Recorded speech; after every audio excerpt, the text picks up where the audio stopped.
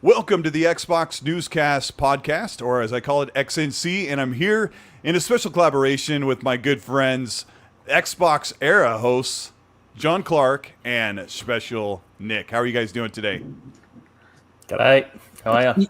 See, I was expecting you to say what's going on, but then you didn't. Isn't that really just for our podcast?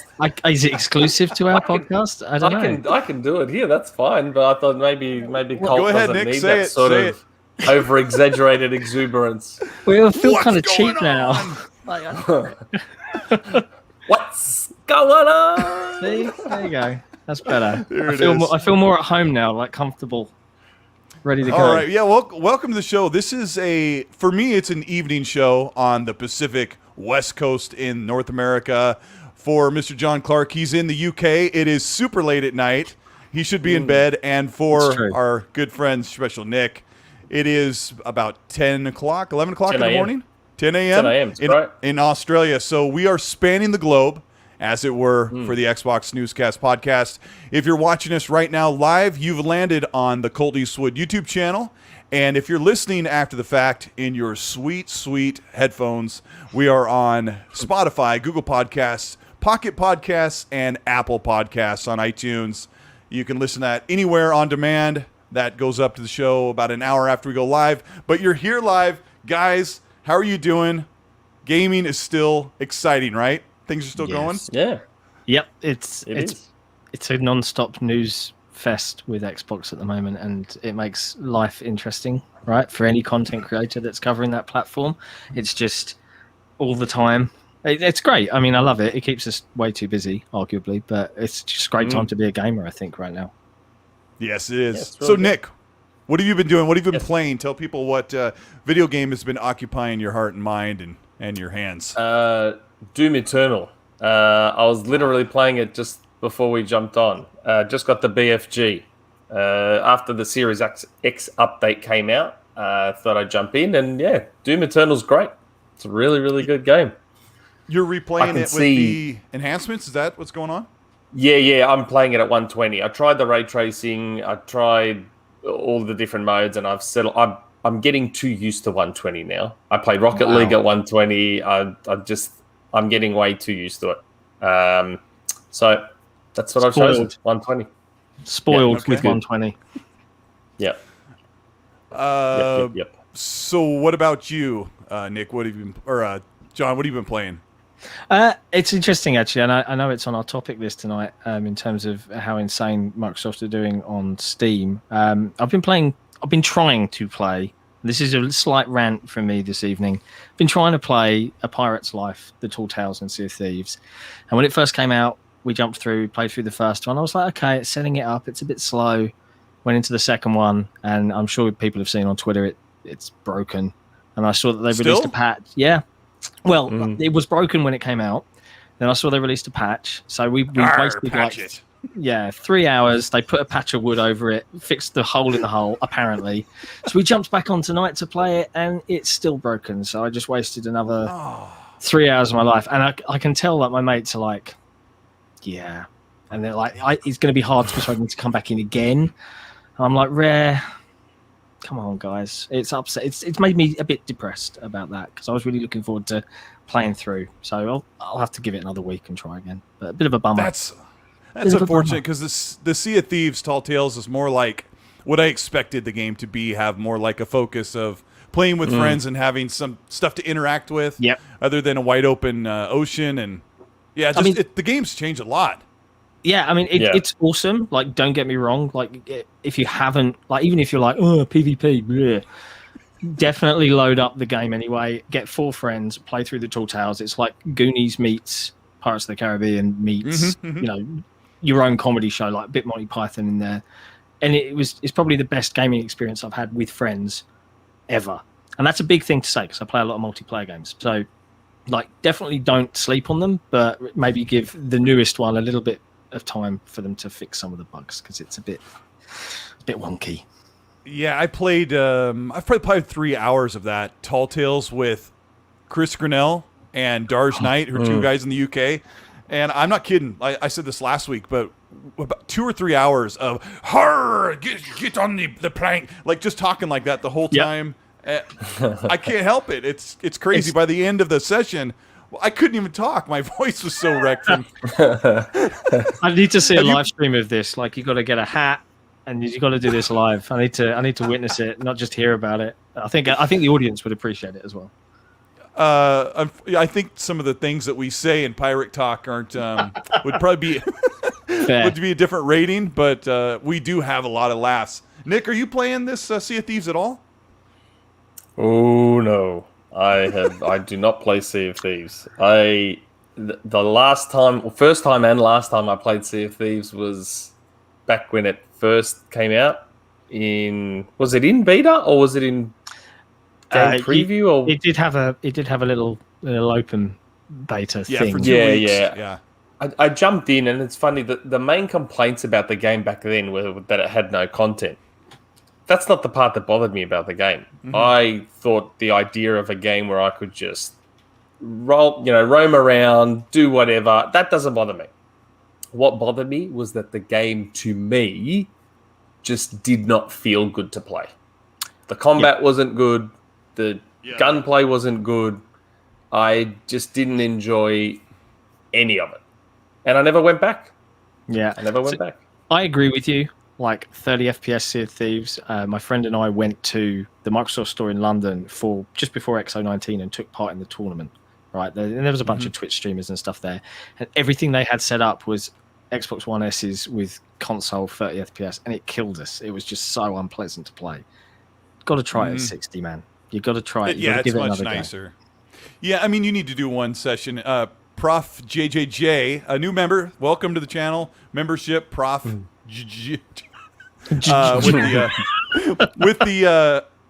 the Joanna Dark badge that comes with the membership. First start. That's great. He says everyone knows Nick only plays Rocket League. That's right. So that's why you're not. That's why you're not getting. He knows me well. Thieves, right? Yeah. Rocket League. Fajil Ashan says, "Keep up the great work, Colt. Love the lads from Xbox era, and who doesn't? That's all I hear about is how people just love you guys everywhere you go, all over the planet." Also, if you were a little bit nervous about announcing my name last week, it rhymes with Hazel. Faisal Asan. That sounds right. I think. Faisal Asan. Yes, I was a bit nervous, and I learn every day about pronunciations. But the best part is, like, these guys know, Nick and John know, you get an opportunity to talk to people from, like, every continent just about. It's so awesome. And then when you get names, I mean, just before the show started, Shpeshal Nick showed me that I misspelled his name like 3 different ways. So even if it's supposed to be English, I'll always make a mistake. Ace Out Gamer says, "How we doing? Any spicy sauce today?" Yes, we're going to get into some spicy sauce. Nick and John have a lot they want to talk about. We've got this set of topic lists, this list of topics we're going to talk about. We also, midway through the show, a follower gave me a 1-month code for Game Pass. It's not much, but we will drop the code in the chat. First come, first serve. That might be something nice just to give to, like, your younger brother or friend who is too afraid to try the nasty, terrible, evil Xbox Game Pass. And then one last one. Yosemite Blam says, "Who let the Brits and prisoners out here for the 4th of July weekend?" Oh, that's so terrible. That's so terrible. Anyway, let freedom ring. Let's get to it. Yesterday was 4th of July if you're in America. If you're not, every other country is amazing, and they probably think we're goofballs. We're blowing off our fingers with fireworks, but we're all having a good time barbecuing and getting It's all good, man. Like, our fireworks night is celebrating the failure of a man to blow up our government. Like, that's our fireworks night. Like, at least you guys are celebrating leaving our empire. I think I can give you guys this one. It's fine. Well, I mean, you guys got a good deal out of it. Some of us crazy Americans left your vicinity, and so you're good to go. Yeah, but yeah, we're all around the world enjoying gaming. We've got a couple topics we'll get to. I guess I could tell you what I've been playing, but that would be really difficult. I've been bouncing around a bunch of different stuff. Last week, my air conditioning was out, and just to give you a quick meaning of what that was, my house was 95 degrees on the inside by the end of the day. So that means if you're a Celsius person, that means you're approaching 40 degrees inside. Nope. Yeah. 38 to 40 degrees Celsius. Yeah, it was crazy.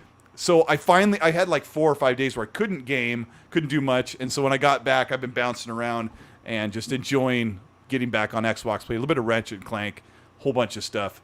Guys, let's talk about these topics. The very first one I want to get to is actually a repeat of last week because it happened again, and I'll start with Nick. What's going on with the Steam top 5 sold games this past week? Have you looked into this?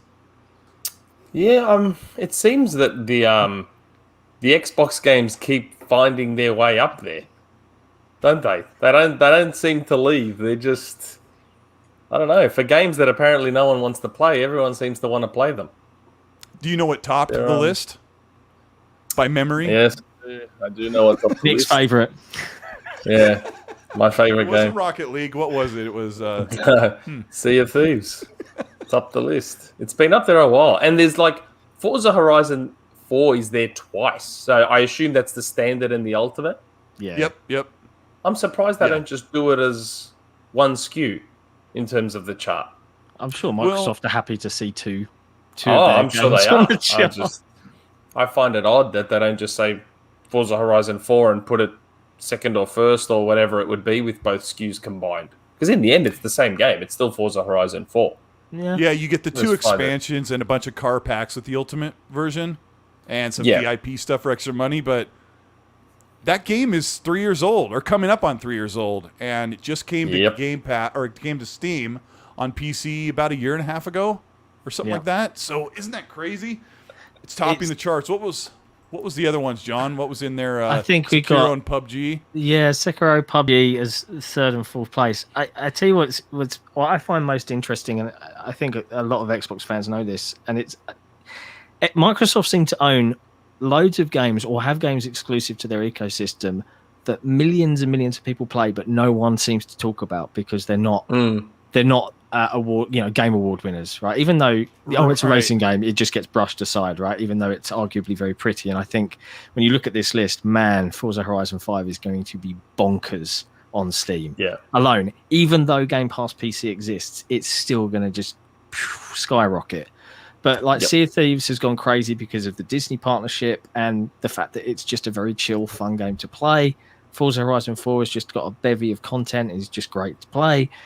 You're going to keep seeing this, and it's going to get even crazier. You think Halo Infinite, you got Forza Horizon 5.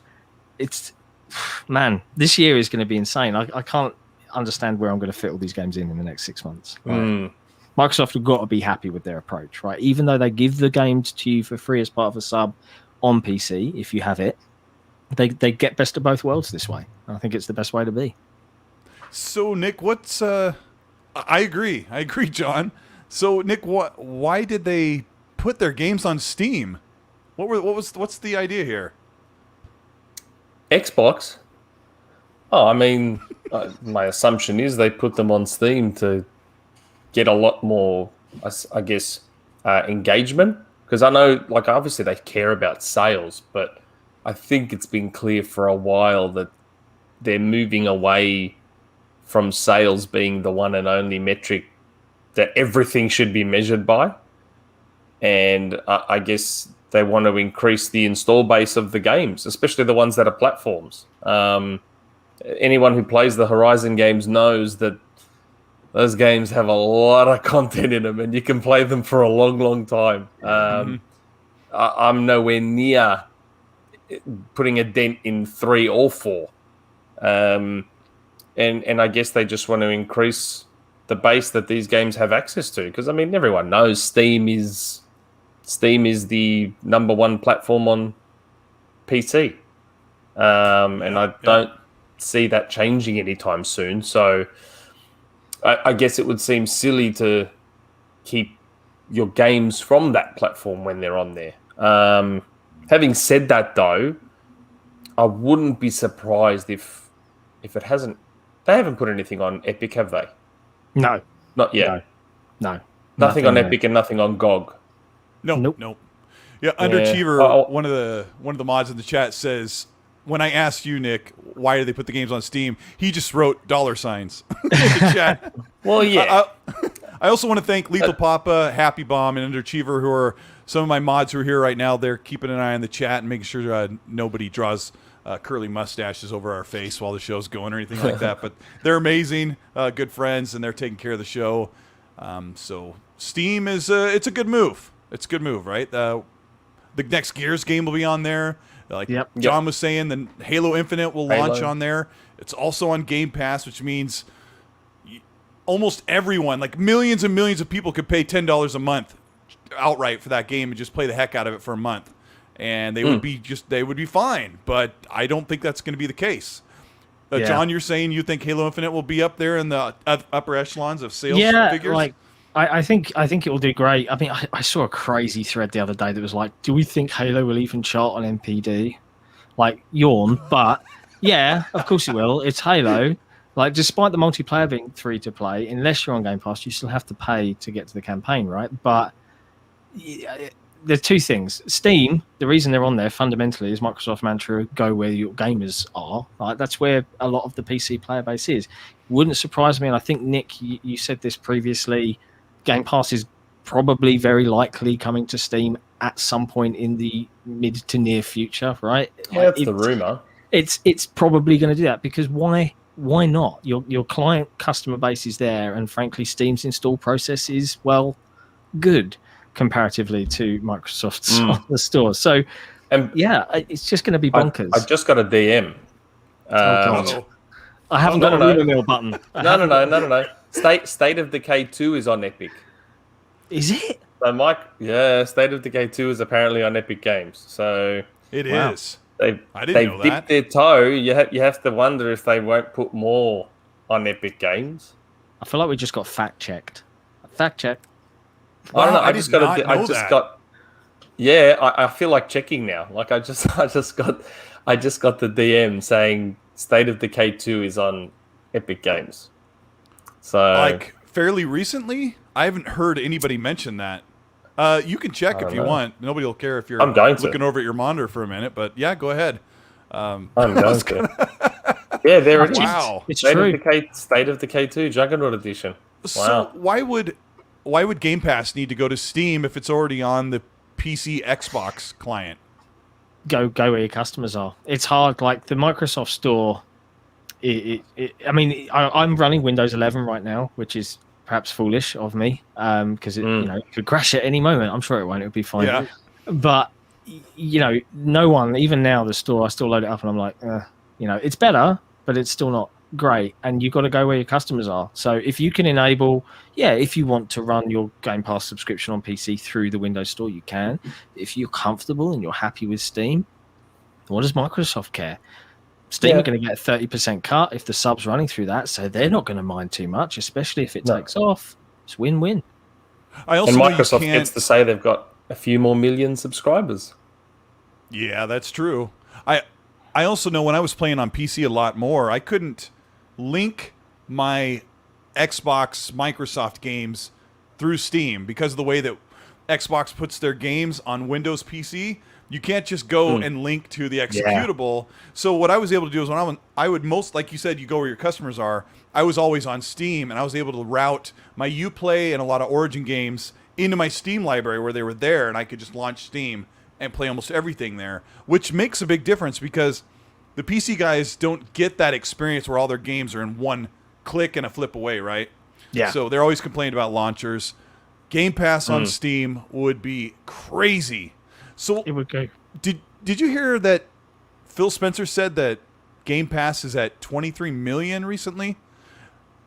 Was that on the IGN? Was that on the IGN Unlocked episode? Yep. Yep. Just when they said days before E3, they said when we last reported 18 million, and I thought, I don't know if they're saying 18, I don't think they're going to reach that 30 million mark. But Nick, Phil said 23 million last week on Podcast Unlocked. What do you think? Do you think they're hitting 30 million? I think they will. I'm curious as to is the 23 as of right now? I am curious as to when they hit the 23 because I had said that I had heard 22 back in April. So that was just over 2 months ago. So I'm curious as to when that 23 is, where that cutoff point is for 23. That's interesting. I didn't hear the 22. Did you find anything out about Epic and State of Decay 2? Did you take a look? Yeah, it's there. It's there? Wow. Yep. Yes, I am curious as to why that's the only one that's there, and not Forza, not Sea of Thieves, not any of those games. I do wonder why State of Decay 2 is the only one. Maybe it's weird because they... Go on, go ahead. Go ahead, John. No, you're probably saying what I'm going to say. I wonder if one of the developers is like a big Epic fan or something. He was just like, I'll just do this in my spare time, guys. Boom, I've uploaded it. Sorry. He just called it quits. Here's some more money. I just put it on there just for the heck of it. Yeah. That's weird because they are a Microsoft or Xbox studio. So it just, it doesn't kind of line up with everything else. But It's the lone game on Epic. The one game. Ace Out Gamer says Microsoft has a new problem. It's not that they don't have games. It's that they have too many games now. What a great problem to have. Do you guys agree with that? Do you think they have too many games yet, or we're about to see it? Oh, man. It's different. It's like, it's not about budget now. It's not about, how can I afford all these games, which used to be a real problem, and I think is still a real problem for some gamers out there. It's now a question of time. I don't have all the time to play them, and that's the thing that hurts. So I've got to really cherry pick. But at least, I can dive in and say, I'll play that. Didn't quite tickle my fancy. Little British term for you there. I'll move on to something that's more me. That's the beauty of Game Pass, I think, and that's why it works. Okay, hey, Cole, Britt. Yes. Do you mind? Do you mind if I get all rude and just take over your show for a sec? There's a super chat here from a friend of mine and Gaz's. Gaz from Game On Daily. Gaz is a friend of mine, so I give you full authority. Go ahead, take over the show. The super chat here from Sir Monte Carlo, and I like that he's leaned into the meme that was going around. He said, "Thanks for getting the Xbox era crew on here. Great bunch of guys, almost as great as Game Pass, which is a low monthly subscription for hundreds of games." Oh my gosh. That was so good. Oh, that is great. We talked about that last week. Did you guys talk about that on your podcast, about the trending Game Pass meme and the angry PlayStation fans? And Did you see the meme I made? Did you see it? It went viral, the Star Wars one. Like, it's the only time I've done voice acting for a video. Like, it was very silly. But if you haven't seen it, it's worth it.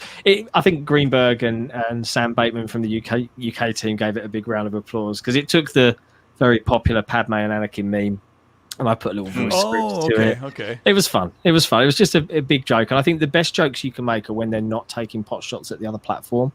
Like, you just make the joke and you don't mention anything else, because then you watch all these people wind themselves up. I didn't talk about you.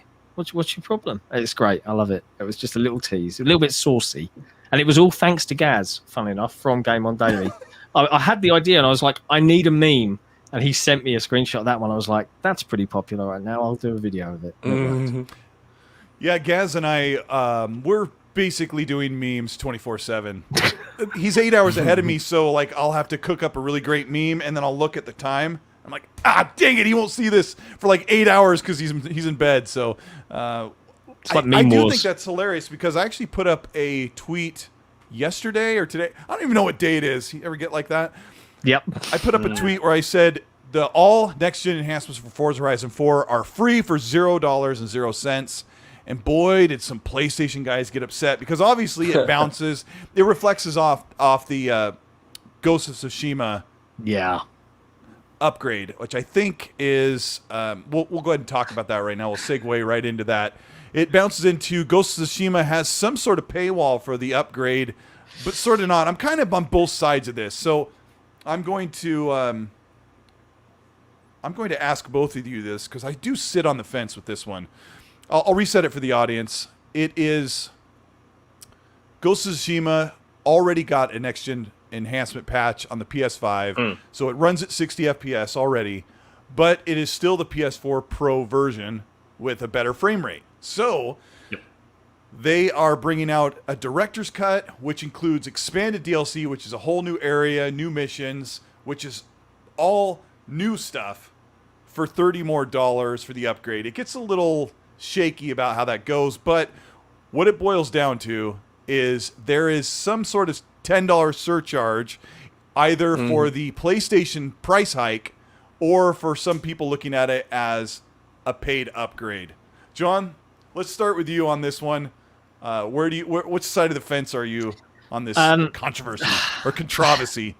Well, there's arguments to be made for both, right? So it's difficult. So I guess I'm kind of fence sitting because I believe developers work hard. They should be paid and compensated for their work, etc., etc., etc. But it strikes me as a bit odd because they've almost put a monetary figure on it. And what is weird about this is that they didn't charge for. Correct me if I'm wrong here, guys. They didn't charge you for upgrading if you bought the full kit of Miles Morales on PS4 and you had the expand alone, it would work on PS5 and you'd get the PS5 version if memory serves.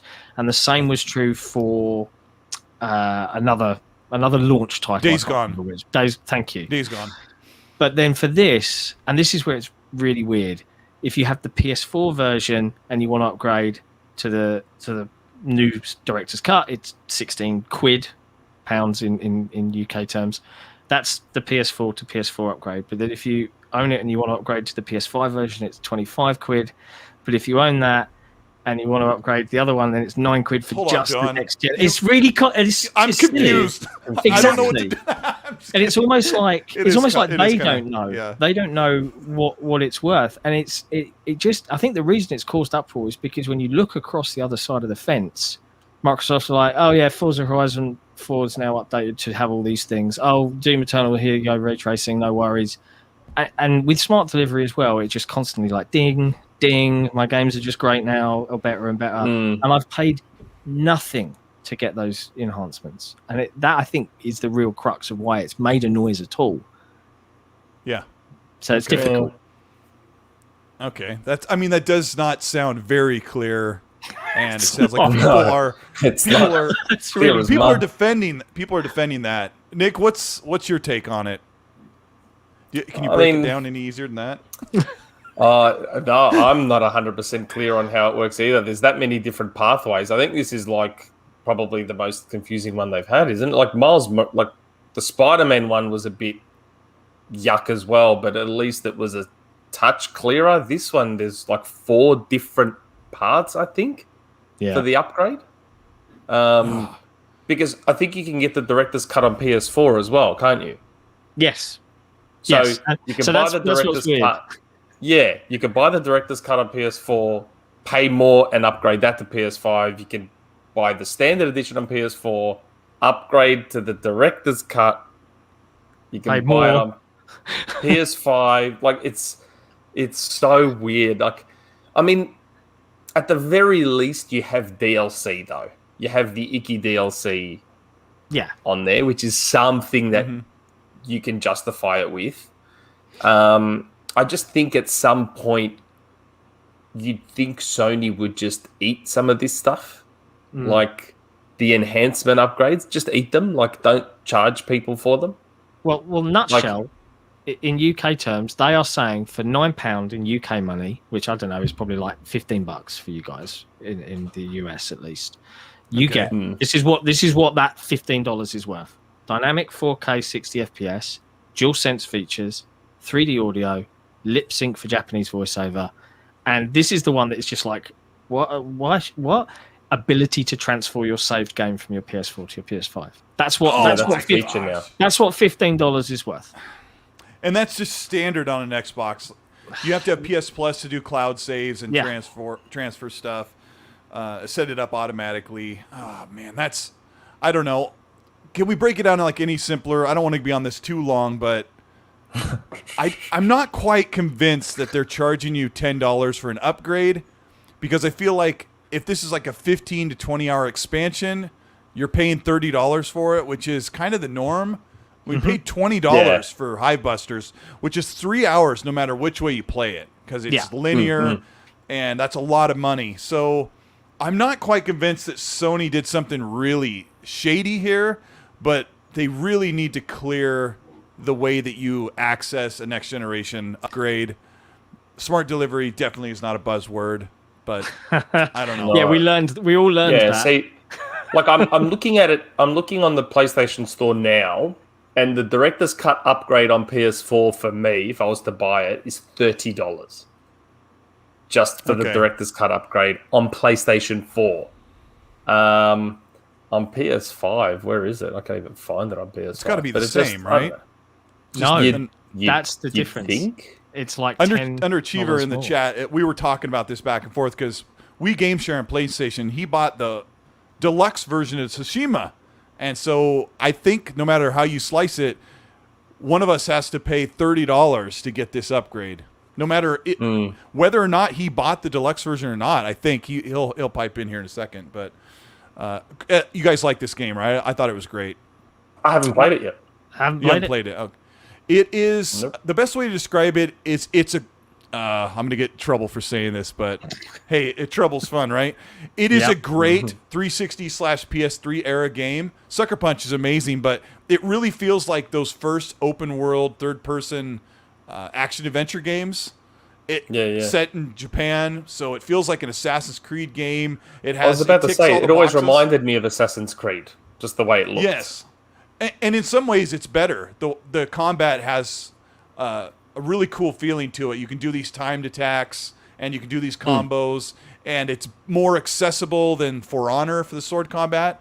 So it's really great, but it just feels like a really great 360 era game, and I say that in the best way possible. Like, those games are great. I love this doesn't do anything you couldn't do. It's a PS4 game, so I mean, it's still really good. Still really it good. oozes style. It's got to be said. Oh, yeah. Like, all of the visuals for it, and just the influence from Japanese cinema. It's just like it's really well done, and no wonder it's done very well for itself. Doesn't surprise me. Yeah, so go give it a shot. Those games are usually on sale for $20, and after $370, you'll be able to get the full version on PS5. No, I'm just kidding. Hey, Dead Planet says, Super Chat, it really speaks to how much ground Xbox had to make up. If you think about the value proposition between Game Pass and PS5 getting away with $70 games. If this was the PS3/360 gen, PlayStation would be dead already. Wow. I kind of that's a good comment, Dead Planet, because I feel like PlayStation doesn't need to charge an extra $10. I'm kind of calling it the Sony tax right now, or the banger tax. But they're at the point, right, Nick, where they can't turn around and say, you know what, we tried the $70 thing, it wasn't cool. Are they kind of stuck with it? Yeah, they are now. They're stuck with it, but not permanently. Like, I don't think Sony has never struck me as the kind of company that would do a quick 180 like Microsoft has done numerous times. Sony is a company that will stick to their guns for as long as they can. And if they see they're getting enough backlash, or if they see it's hitting their financials hard enough, then maybe they'll do something about it.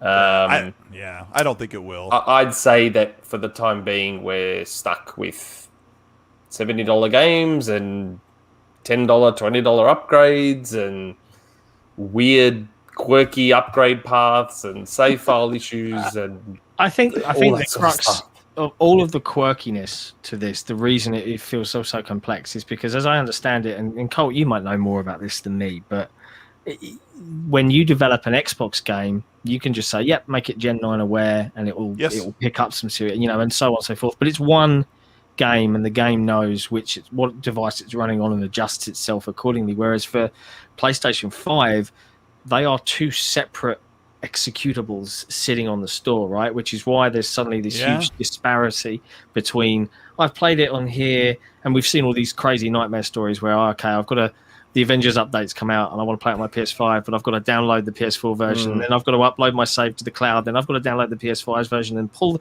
that. I mean, that's why Smart Delivery, which we all rolled our eyes at, I'm sure you did too, Colt, when they announced it. Oh God, you put a marketing buzzword around making games work. And you put a marketing buzzword around something that should already be expected. And there's people on PlayStation who have loaded up a PS4 version of the game and played it for a few hours and realized, what the heck? Like, I'm not great. Like a game like the Avengers, it already runs at 60, or it tries to run at 60 on the PS4 Pro. So if you have a PS5, it will run 60 just by the raw hardware. And you don't know if you're running the PS4 version until you go into the settings and look, kind of like you would do with Xbox. Now, Xbox almost has it perfect. I will say, if you install a game on an external hard drive, the game may force default to a Gen 9 version, and you won't get the next-gen version. It can't always... It depends on your defaults, because why even get into it? But I have my default set to my 4 terabyte external hard drive just to offload all my back compat stuff. Yeah. And once in a while, I'll download a new game. My internals are full because that's a problem. Yeah. And it defaults to the hard drive, and I get the old version. That's happened every once in a while, but Smart Delivery is supposed to be doing its thing. Guys, thank you so much. The chat's got to say hi to the Xbox era guys. They're amazing. They're sitting here doing this show from the UK and Australia. We got over 900 people watching. The chat's excited. This is really good. This is a good time. We've got more stuff to talk about other than PlayStation's fumbles with their no smart delivery. But I was going to say, did you see the tweet from A Plague Tale? They just tweeted a few hours ago saying, if you've played A Plague Tale Innocence and are about to dive back in on your save on next gen, because the next gen update has come out for A Plague Tale, PS4 to PS5, make sure you download the latest patch on PS4 before starting on PS5 to get your cloud save. Wow. Xbox One to Xbox Series, automatic cross progression. Wow, that's so amazing. Is that some shade? I don't know. Well, it's just true. It's funny. Colt just said now that's amazing, and we talk about. But to me, that's just how it should be. Like, shouldn't it? It was. It already was. Couldn't you get a PS4 and you? No, you couldn't get it because a PS3 game wouldn't come up. I think it just speaks to where PlayStation wasn't prepared to deal with cross-generation. They told their fans, we believe in generations, we're going full PS5, and then they backed off before launch, and now they're dealing with the short side of not being ready to handle that. Xbox has been working on this for a long time. They got a whole back-compat team. They're doing more than just making your games backward compatible. They're boosting them in frame rate. They're enhancing them using software and hardware emulation. It's incredible. It's incredible. The Nine Lives in the chat says Xbox is spoiling us. It's just it's more like a PC experience more than anything. Yeah. PlayStation just not providing what all of us would expect just to load up a game like Mad Max, which I was messing around at 120. That game still holds up great. My save was there from like 2014 or 15 whenever that game came out. I hadn't touched a game in 5 years. And it just like did that thing across the screen where it says syncing your save. It took like a minute or 33 seconds or whatever. Mm-hmm. And then I was in the game where I left off in the open world, like nearly complete, and just messed around. It's great. So I had that with Driver San Francisco on 360. Wow. That's backwards compatible, and I thought I'll jump in and see how it plays with the Series X, and my save file from the 360 just loaded up, and I just kept going. It's so good. It's great. And how long had it been since you played Driver San Francisco? Oh, it had been a few years, but have you played Driver San Francisco? It's one of them that I underrated. I need to play that. That's one of those games I totally would have played, and it's one that I missed. That's a great. Where you jump out, and drop into a new car. It's been delisted, so you can't buy it digitally anymore. I'm so glad I bought it before it was delisted, but I do have the disc as well. Like, I don't know why I got paranoid about it, and I bought the disc too. But Driver San Francisco is a super, super underrated game. Love it. And it runs at 60 too. That was an open world driving game at 60 on Xbox 360. Oh, wow. It was super, like... That's so weird. Yeah. Then Ubisoft put out The Crew like 3 or 4 years later that ran at 30 on console. Yikes! What a mess! Yeah. What a mess. Mm.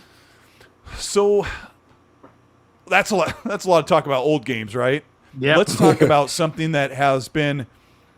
I don't know if it's trying to be wished and hoped for into existence, but there's been a little bit of buzz going around about Doom Eternal, which you've just been kind of replaying. Doom Eternal might be taking a small rest, according to the DLC ending. But do you guys think that Quake is on the whiteboard for id as a return? This is interesting because Colt, I believe this is. Are you admitting, Colt? Are you admitting that you don't keep an eye on me and you don't watch our podcast? Is that what you're admitting right now? I'm just trying to make it seem like things are happening organically over here. He's queuing it up. He's host with the most right now. Yeah. Come on now. Let it happen. Let it happen naturally. The Quake rumor started on the Xbox Era podcast.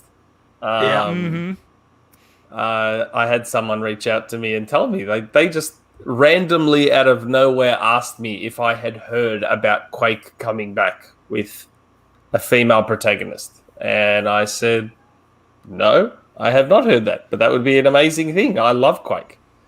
So yeah, that's where that started. That was on our rumor mill a few weeks back. It's weird as well because we talked about it the episode before or the one before that. We were like, oh man, we might be great if Quake came back, and then boom, and then just to throw some fuel on the fire, did we not see a new Bethesda game 2021B codename be rated? I don't know if that's Quake though. I don't know if that's Quake. I think because there was another. I think there was some DLC or an update or something like that was codenamed 2021A or B, some other letter. So I don't think that's Quake. I think 2021A was something to do with Doom, like the repackaging of all the old games. Yeah, I think that came something like that. So it got me thinking. I wonder, QuakeCon's coming up. 2021B, is that a repackaging of and a tarting up, shall we say, of the original Quakes? 1, 2, and maybe Arena. I don't know. And then, could you imagine at QuakeCon the announce is made? How good would it be if it was a Quake collection? Yeah, 1, 2, 3, and 4. Oh wow, that'd be so good. I'd dive back That'd be for so $70. No. Oh. Wait, aren't Bethesda a part of Microsoft now? Does that not mean? Yes. Oh, yeah. That would be an Xbox exclusive, wouldn't it? Yes.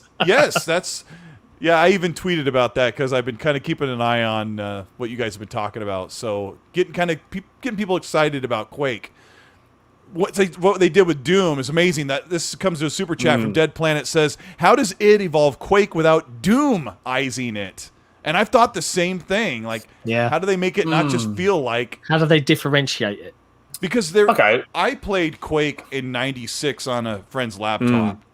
And it feels very much like Doom from 93, right? I think it's 92, 93. It does. They feel very similar. There's more detail. There's a more gothic element to it. Yes. I remember it being pretty much just as fast. I remember it being that fast. I think you moved as quickly. It was very, very similar. So that is a good question. I don't know. I think to differentiate it from Doom, I mean, obviously there's the aesthetic difference because Quake has that more gothic look to it. So visually, it shouldn't be a problem making it look different. I think in terms of gameplay, they might just have to slow it down, I guess, and make it less intense. Don't make it survival horror, but give it more of that survival horror, I don't know, vibe. I don't know. Doom is so different from Doom and Doom Eternal from 2016 and 2019 are so different from Doom 3, right? Yeah. Doom 3 is kind of like the survival horror, flashing dark lights. So, John, what are they going to do with Quake? Yeah, I've bounced this one around, and a lot of people say, maybe get rid of the single player and have it be this arena thing. But I think anytime they've tried to bring arena back, it's never landed quite right. I don't think it'd have any interest. They make really great single player Doom style games, but you're quite right. I think Dead Planet's on the nose. How do you differentiate Quake and Doom? And aside from leaning into the more gothic elements, like what do you do from a gameplay perspective that isn't just, it's a fast-paced id shooter? It's tricky, and hey, I'm no game designer, so aside from maybe making the mechanics feel very different, I honestly don't know. I'm intrigued to see if it's all true and we get a new Quake announced, and it female protagonist I think was part of the rumor. I mean, that's already a big statement and a step away from Doom guy. But what are they going to do beyond that? Like, is it going to be really story driven? Like, because I know Doom Eternal is, but like, come on, it's Doom. It's not like the great story in the world. And arguably, I think Doom Eternal went too far, and a lot of people are like, what is this story stuff? I don't care. I just want to shoot demons, right? So I skip all the cutscenes. Yeah, so I'm intrigued, but I don't know what they can do, really. And I want to find out. Impress me, Id. I'm sure you will. Your games look amazing and run amazing. Like, the engine is fantastic. I want to see. Is the 9 Inch Nails gun going to come back, guys? I hope so. I loved the nail gun, man, so much. Yeah. So what about Quake Champions? There's a couple of people in the chat who are asking about Quake Champions. Is like a game that never finished, I guess. Took off. Yeah. I don't know what happened. I remember about 2016, I got a code for the beta, and I never heard about it since, really, or I guess it fell off my radar. So is Quake Champions something that they were hoping to get off the ground? Because people are saying on Twitter when I was talking about Quake today that that's a big game that's already been on every platform, so Bethesda will make it multi-platform. Nick? I think people need to let go of this multi-platform thing. Like, please just accept that going forward, everything that comes from ZeniMax, everything new that comes from ZeniMax will be Xbox and PC exclusive. I believe, with the very, very odd exception of a Switch port here and there. But obviously, Elder very Scrolls, odd exception. The Elder Scrolls will I see, obviously be see. multi-platform, right? You think No. so? No, I'm just messing. No, it will not. I don't. I was just playing devil's advocate because a lot of people are like, yes, they'd be leaving the money on the table, guys. So does that mean Sony is leaving money on the table when they put Sunset Overdrive 2 only on PS5? Well, I mean, first one technically, was yes, Xbox. but does it matter? I mean, the ends have to justify the means. I guess I'll remind the audience that I swear, I mean, you guys see this a lot. These fans are stuck in the mindset of like 2015 and before, right? I know. Where they don't see that Xbox is... I mean, a lot of Xbox games have been on PC in the past before this all changed. Yeah. But the Xbox is so much bigger than just that one console. They actually want you to play on a VCR Xbox One through game streaming if you want to. And Phil said a couple years ago, the best customer is the one that buys one console, and I'll tell you why he said that in a second. He says the best customer is one who buys one console and keeps that as long as possible and buys as many games as they want on it and just enjoys it for as long as possible. And that's because when Phil and his people sold you an Xbox One in 2013, they lost their butts on that piece of hardware. They want to make it up by you buying lots and lots of software and services and just enjoying the thing and getting the most out of it by playing games. And accessories. Because when you say, like they say, oh, I want to support Xbox and buy the Xbox One, then I'll buy the One X, and then I'll buy the Series X, and I'll support, like, and they're like, yeah, every time we got to crank out a new one out the factory, it's costing us a little bit of money on that side of the business. So this is why PlayStation is pushing to Steam. I think Uncharted 4 is the next one to head there. Maybe, I don't know if this Ghost of Tsushima rumor had anything tied with that game coming to Steam anytime soon. It might be a couple of years, but I think they all will at some point. I think people need to accept that all those PlayStation games will make their way across to PC at some point. But like, that's why, I mean, we were saying on our podcast that, because we had Jez Gordon on our podcast a couple of weeks ago, and we were talking about how they might put the xCloud app on Xbox One. We also speculated maybe do they look at putting an xCloud app on 360? There's still plenty of active 360s out there. Yeah. Why not use that? Like, they lost a lot of market share when they switched from 360 to Xbox One. Why not for those? And look, there may not be a lot of them, but for those few remaining 360 gamers, why not put xCloud on there as a type of retention plan? Yeah. So say, hey, you can play these newer games on your 360, but as soon as you're ready, buy a Series X or a Series S and get the native experience. Keep whatever accessories. Like, it was great that they let you use your Xbox One controllers on Series X. Yeah, it's another. Oh yeah. It's another great retention method to keep people in that ecosystem. It's really good the way they do it. Okay. I was actually watching an old video talking about that it was possible that when you talk about the controller, Nick, that it was possible that you could use your Xbox One controller with the new Scarlett like 2 years ago. And it's just something we've come to expect. El Diablo has a question I think is going to go right for John and Nick here. He says, hey, Colt, love the videos and the streams. This is from El Diablo. He says, what's this about Xbox acquiring indie studios? Do any of you know anything about indie studios being acquired? Is that because of our forum post? Yeah, it's because of the acquisition thread. Who said that would be a good thread to have? Did I authorize that thread? I didn't. So I read a bit about this. I was catching up with the team at Xbox Era, and there's been a bit of moderation. So there's a couple of things to cover here. There's a couple of posters that have been saying things, and the posts are there, and I'm not going to paraphrase them because I can't remember all of them, but they've been making some claims, right? And then some people have been coming to us and go, hey, why don't you on Resetera have a verification process? And the simple fact is, how can we possibly verify something without effectively saying, give us proof and you have to trust us that we won't tell anyone? So our mantra instead is, yeah, okay, go ahead, you can say this, right? But moderation action will be taken on your account if you're full of crap. So take it with a pinch of salt. Obviously, there's been a lot of acquisition talks going around. I don't think any of it, from our perspective, keep me honest here, Nick, has been around indie studios. Like when we say indie's a really good catch for. When you say indie to me, I think the developers of The Ascent and maybe the people that are making Somerville. I think small, very small teams. But when you say indie, you could also mean very large independent organizations. Well, that's the. There's varying levels of indie. Like if you're going by the strict definition of independent developer, then yeah, I mean IOI is indie, Asobo is indie. There's a whole bunch of them that are indie, but then there's also the much smaller teams. Is it Super Giant? Yep. That do Hades and that. They're indie too, and they're a lot smaller than someone like Asobo.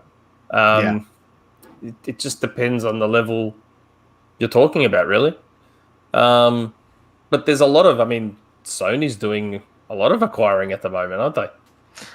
All the rumors were around Xbox acquiring, and it was Sony that came out and acquired a few studios. I'm going to call it now. And I can be wrong, all right? This is just based on gut feel. I think there's going to be something this week from Microsoft. Probably around this acquisitions. Week or next week. I think it's around acquisitions. Around acquisitions. Yeah. There's a feeling in my gut, and it's funny when Bethesda was announced that morning. I was cruising Twitter as I do when I should have been working, and I saw that there are a lot, and I mean a lot, of American execs like Greenberg and Spencer and Jeff Rubenstein up and interacting and in a really feisty mood that morning. And I remember typing in our Discord, hey, I have a feeling something's going down, and then the bombshell drops, right? So I'm going to be just keeping an eye on Twitter tomorrow and this week and just seeing who's awake.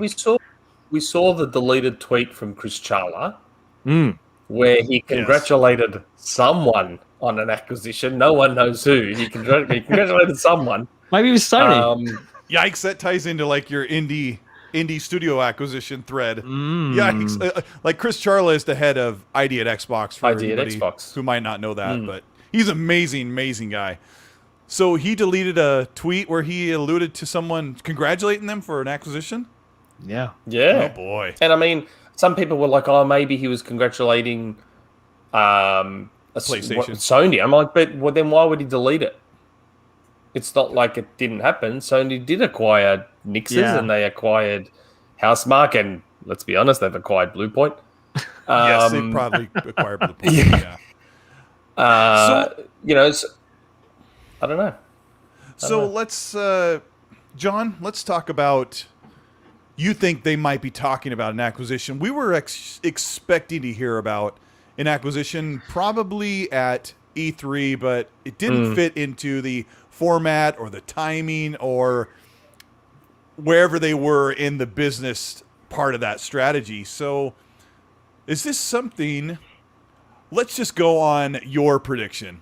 And you can save yourself from being written up by a crazy journalists that are hungry for a news piece. Yeah, I just say Nick told me everything. What's your? I blame it all on him. This is why he gets all the fanboy hate, and I just sit in the background smiling and be like, "What? I'm just there as the host." I think there's a couple of things, right? One, they said the show would be 90 minutes, and it wasn't. It was like 83. I reckon ripped off. And and if you think about it, when an acquisition happens, there's usually what's called a letter of intent, right? And even the Bethesda acquisition, it didn't happen. They said, "Hey, the legal folks have agreed, and we're going to do this," and they can announce that, and the legal stuff didn't land for like 9 months or however long it was, 6 months, something like that. Yeah, so, it was more like six or seven. So there's a part of me that thinks that there is definitely, and like, if you think about it, right up to the E3, they were like, yeah, it's going to be an okay show. Then it became, it's going to be a really good show. Then it became every insider in the Xbox sort of insider sphere.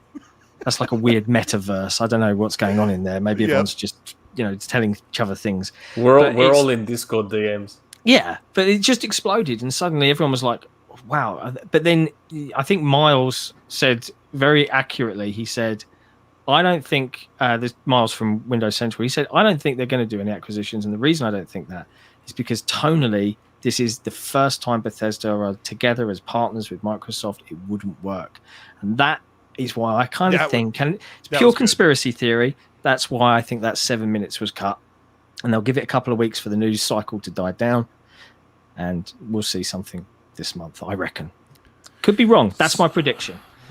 Okay. Yeah, that's a good point. With Miles, I'm thinking the same thing you were, John, that wasn't something that I was thinking about when I was thinking about how this Bethesda Xbox E3 was going to go. I thought they could throw in these acquisition announcements, and I realized it really isn't appropriate looking at the way it goes. But Nick, let's talk about Avalanche Studios was heavily rumored to be a pickup for Xbox. And then there was some documentation that came up this week talking about some partnerships or agreements and some crazy, I don't know, I saw some screenshots. Do you know what's going on, or give us your take? No, I'm interested to hear about these screenshots though. What are these screenshots? I saw something that just looked like some hires and partnership agreement type things. It's something that I scrolled by on Twitter when I was supposed to be working. I think I know what you're talking about. I think someone pointed out that there was a new hire for Avalanche who was from Melbourne, of all places. And someone pointed out that it looks like Microsoft were helping Avalanche grow their studio. So people are now speculating, well, why would Microsoft be helping them grow their studio? Because they're working on one of their games. No, I know, I get that, but like, is that something you'd expect though? Like, in the end, remember, Avalanche has already got a parent company. Yes, Why is Microsoft helping them grow their studio? Why isn't the parent company growing the studio for the game they're making? I guess that's where that talk is coming from. I don't know. Yeah, that is a little weird. So I also think we could hear about these studio acquisitions at any time, and it could be toward the end of the year. Yeah. It could be the beginning of next year. We heard about rumblings. I'll tell a quick story about the Bethesda things. We heard about the rumblings for Bethesda 6 or 8 months before it happened. What was it? Do you guys remember what the timeline was? I know we were all like, yeah, I remember we're doing this, right? But like weren't the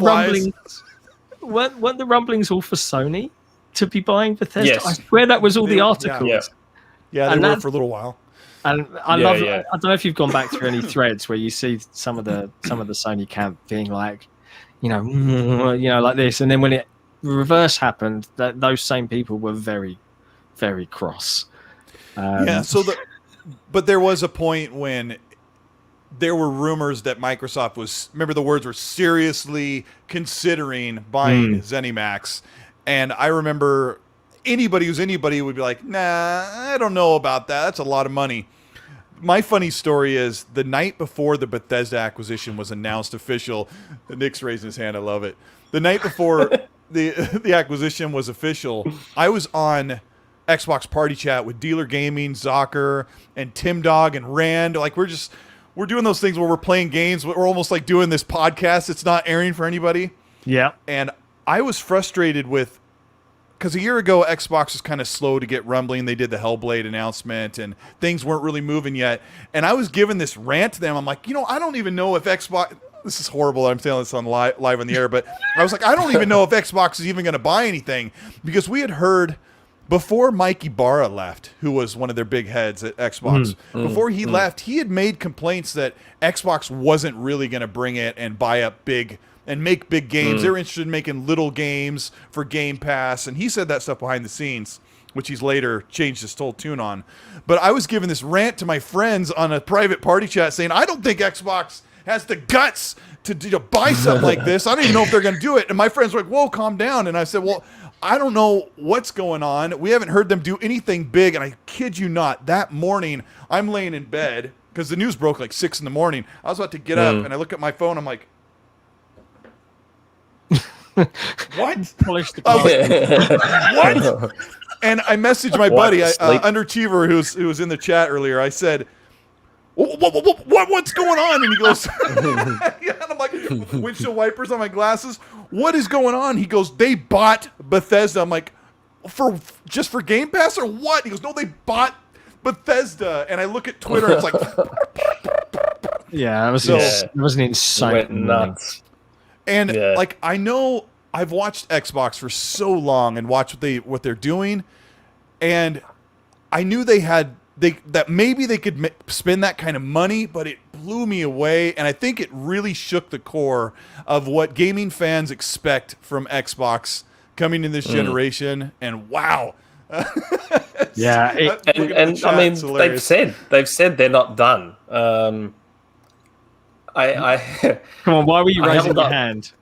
Yeah, so I sent a DM to one of my people before the show. I said, "Oh, look, I'm going to be on Colt's show." I'm like, can I say anything on Colt's show? Can I tease anything? Do it. Look, I don't have details. I said, look, because I've been exchanging some information. I've been showing screenshots of like that person from our forum who's been posting stuff, and I may know a few things, but I said, look, what can I say anything on Colt's show? And this is the reply I got is, it's acquisition season. Oh, okay. That's the reply I got. Okay. It's acquisition season. Yeah, it's coming. It's coming. So, yeah. I suspect you will hear some things soon. Yeah. I mean, like, October is acquisition season like we saw last year? Right now. No. Well, more like now. Like we're at the end / start of the financial year. This is when a lot of that stuff gets done. Yeah. I mean, look at Sony. Sony just did 3 all at the end of financial year. So yeah, I suspect we will be hearing some stuff soon. Yeah, it looks like my prediction's looking pretty strong right now. And your prediction. Cole, I don't know if it's me being on your show, but there's a lot of people adding me on Xbox right now, and my PC's going like just getting people following. Let me reset real quick. This is the Xbox Newscast podcast, or I call it XNC. Real quick, hi to my brother Kurt5150 in the chat. He's here. He says his son wants a XNC t-shirt, so I'm going to send one out to him. He's incredible. We have over 1,100 people watching live. We're on Colteastwood's channel, live with Shpeshal Nick and Jon Clarke of Xbox Era. I'm having the time of our life because we are speculating. We're about to get into some spicy takes here in a second. If you're listening after the fact on demand, you might be doing that on YouTube, or you're doing that via podcast platforms. I'm on Spotify, Google Podcasts, Apple Podcasts, Pocket Podcasts, and Polly Pocket Podcast. I don't even know what Pocket Podcast is, but we're there. It's great. Here's what, and hi to Paris in the chat, other Zinc, Violent Femme, amazing people. I could actually spend an hour reading these awesome people that show Xbox up in community. your podcast. Yes, they're amazing. I reached out to Paris. Paris, we know you're watching. A few weeks' time, mate. Come on. It's supposed Yes, to be on please. Xbox He cancelled on the Xbox Era podcast because he got this gig. I don't know. It was Yeah, something to do with Xbox. as if you cancel on our show. He canceled your show to do the actual official Xbox show. Oh, Yeah. Sell out. come on. Sell out. Like I booked him like a month in advance, and then I get ditched last minute for the Xbox E3 show. What's that? What's up Oh with my What's that gosh. about? To be That's fair, weak. come on, I can't. Gosh blame dang, him he for did a that. great job doing must that have been- show. He If I was smashed it. If I was there, Yeah, I it's would be good. like, games.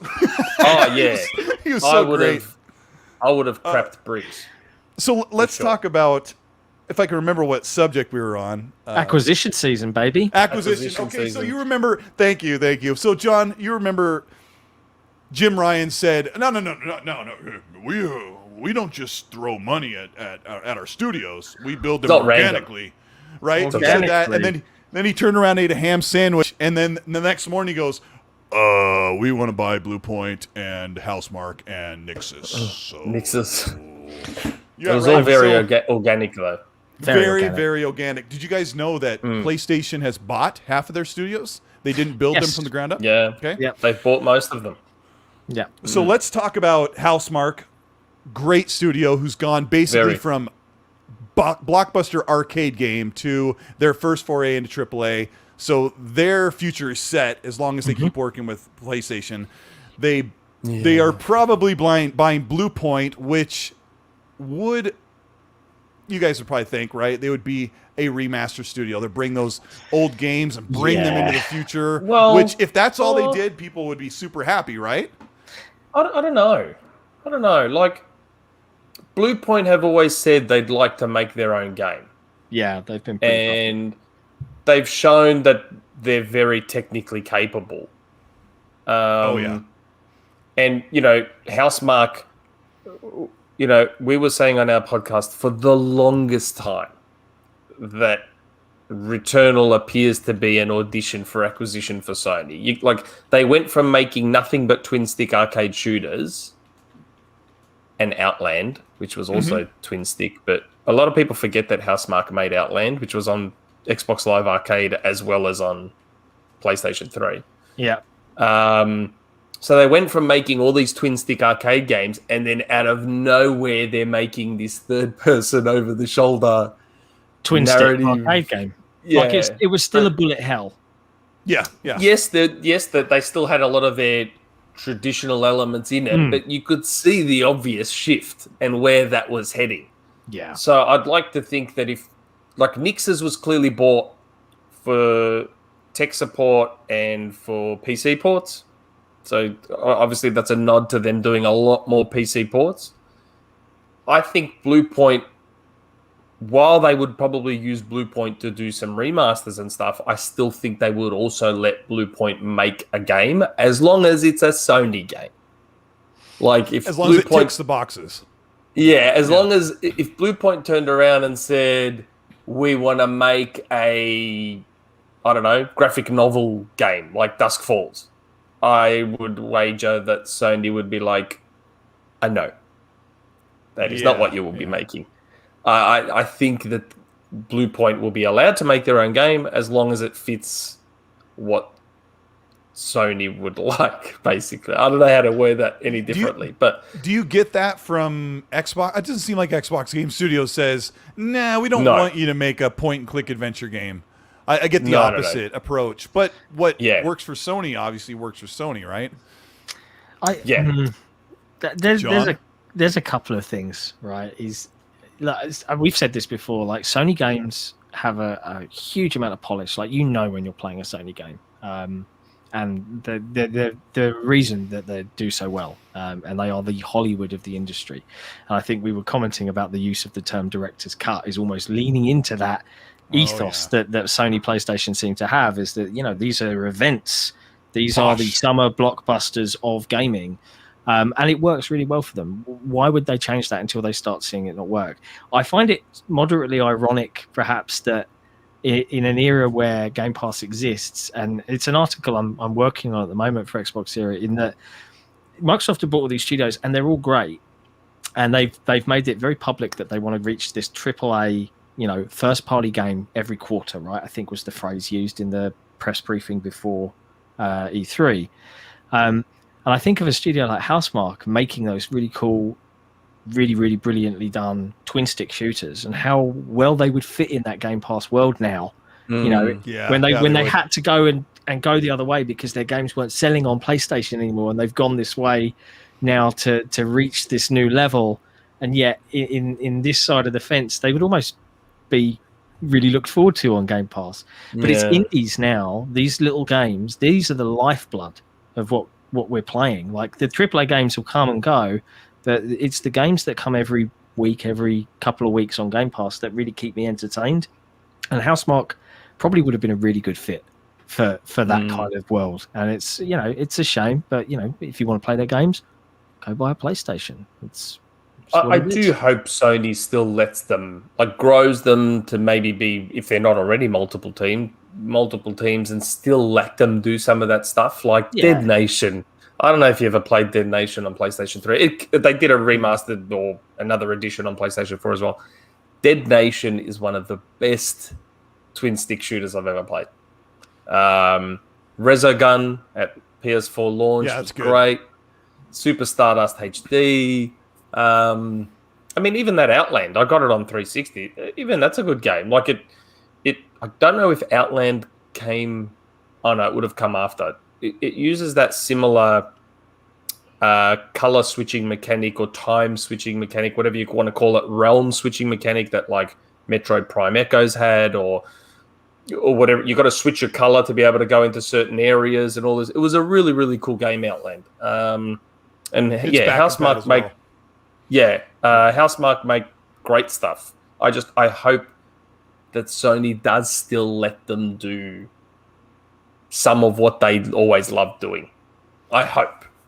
Well, I'm way out of the realm on this one because I thought Returnal looked amazing because I loved Nex Machina in 2016. That's a great game. It's isometric, just a really great soundtrack, just has great quick action. And then I found Returnal to be kind of a gate-keeping game. I couldn't get past certain parts. I'd go all the way back to the ship with a pistol, and I'm like, this just isn't for me. But they definitely didn't advertise it as a roguelite game. I would like Returnal. I would like their next game to be a middle ground between what they usually make and the push into Returnal, because you spend a lot of time walking around Returnal waiting for enemies to destroy you, but.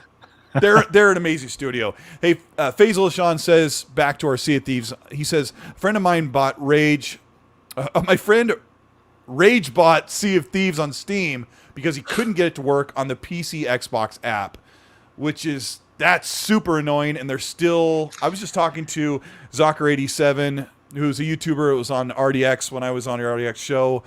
He said that they've got so much years of work to do on the Windows PC side for their store to fix it because Steam is so far ahead. So that kind of goes back to what we were talking about, throwing their games on Steam alleviates some of the headache they have to deal with. But that's maybe Windows 11 is the first step of that.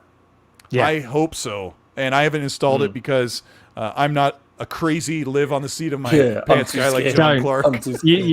I'm really glad. A minute ago, the monitor just switched on and off again, and I thought the PC had died, and I was about to freak out. It's all okay. I'm still here. Oh my gosh. I'll give a voice to some of our watchers here. They're great. King Device says 23 million Game Pass subs as of 420, I believe. He says he thinks when that 23 million. Which I think is what you said, right, Nick? You said April? I was told it was just over 22, close to 23 back in April. So so they're well on their way to 30, and those big games haven't dropped yet. Staying on the PlayStation side of things, Brett Bingham says the Sony tax equals a 9-hour banger gameplay tax. Oh, come on. I think I've got 12 hours at least in Ratchet & Clank Rift Apart, and I'm on the last level or so. So you got quite a bit of gameplay there. Yeah. Radimus Cisco says, paraphrase, if you're an Xbox gamer, I wanted to let you know... Jeez. Oh, God, science killed him. That this is about making great exclusives that will be available where Game Pass exists. So he's quoting Phil. That's where... Well, I think he's probably sent that when we were talking about Elder Scrolls coming to Xbox as an exclusive. Brett Bingham's got another one. Colt, Microsoft is laying low right now to respond to Sony's clapback of acquisitions. They're waiting so they can control the hype narrative. John, you think that they're laying low and waiting for that little news to die down about... I think it's going to be a tectonic Tuesday. That's what I think. I think tomorrow is going to be an interesting day. I don't know why. It's not going to be today because it was a holiday for everyone in the US, right? Everyone's enjoying... Yeah, that's true. Yeah, Monday news would be pushed to Tectonic Tuesday. Week. Yeah, maybe that's why it's more likely to be next week, just to get you might be right. clear of the holiday. Yeah. Nick, how are John's gut feelings and hairs on the stand up on his arm? How are those normally? His gut feelings. His name's Nick. He lives in Australia. His gut feelings are about the same as my track record. My tag on my own forum is forever in Nick's shadow, so that gives you an indication of how I feel about life. Okay. Well, let's keep talking about new games because the next one we're going to talk about is the ever-present weekly pop-up of the next Kojima banger coming to the Xbox platform. We'll start with you, Nick. Tell us everything you know, all your insider information, and code it with take it with a grain of salt. Yeah. There's always lots of salt, and there's plenty of forums that can provide it. Now, the Kojima, like obviously Jeff Grubb has been keeping us all abreast of the situation with Kojima. Apparently that's getting a lot closer now. A letter of intent doesn't guarantee anything. It effectively means, I think, maybe we should get Richard Hogue on. It effectively means that both parties have agreed to everything, and now it sits with lawyers to go through the finer details. I think that's what it's about. It's about the nutshell of it. Yeah, the granular detail is now being worked out. Budget, time. Can Kojima hire 23 Hollywood actors to carry a baby around? But they're going to do something. John, go ahead, Nick. Go ahead. Sorry, I was going to say, because what had been said, I think, was that a lot of people were looking at what Jeff Grubb said, which they thought intimated more of a partnership as opposed to a specific game.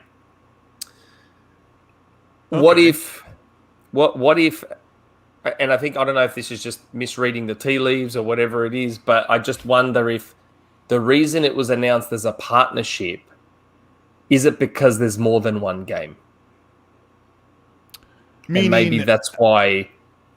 So a lot of people have interpreted what Jeff Grubb said as, well, they didn't announce, they're not talking about a game specifically or a deal for a game. It's more like a partnership or a deal or something like that. Yeah. And I just wonder is that because there's more than just one game? Maybe the partnership is for Kojima to make multiple games, or maybe the partnership is for Kojima to do something. I don't know if episodic is the right word, but I don't know. It could just be that it's more than one game, and that's why it was talked about the way it was. So it's not like an agreement to make the next Metal Gear for Xbox. It's more like something we may see in 6 or 8 years as they just sit down with Kojima and he builds a game with the money they give him. That's really weird. I think it could be a case of, here you go, you've got access to our cloud, you've got access to our publishing team, you've got access to whatever it is. Let's make, your dream. A few things. Don't just maybe make that small dream project you wanted to make, but then also make that cloud thing you were going to do with Google, and then also go and make, go and make whatever PT was going to be, and just don't call it Silent Hills, call it something else, which is what I'd like him to do personally. Because PT was amazing.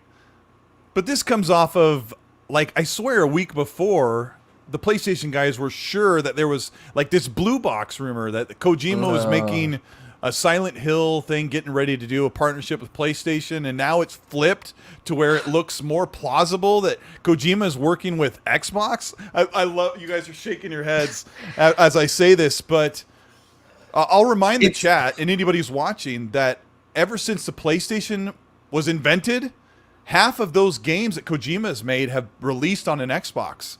The other half have been PlayStation exclusive, and some have released on Nintendo consoles. So it is not impossible that Kojima would make a game that would go to Xbox. It is sound a little strange that for the first time ever, a Kojima game could be exclusive.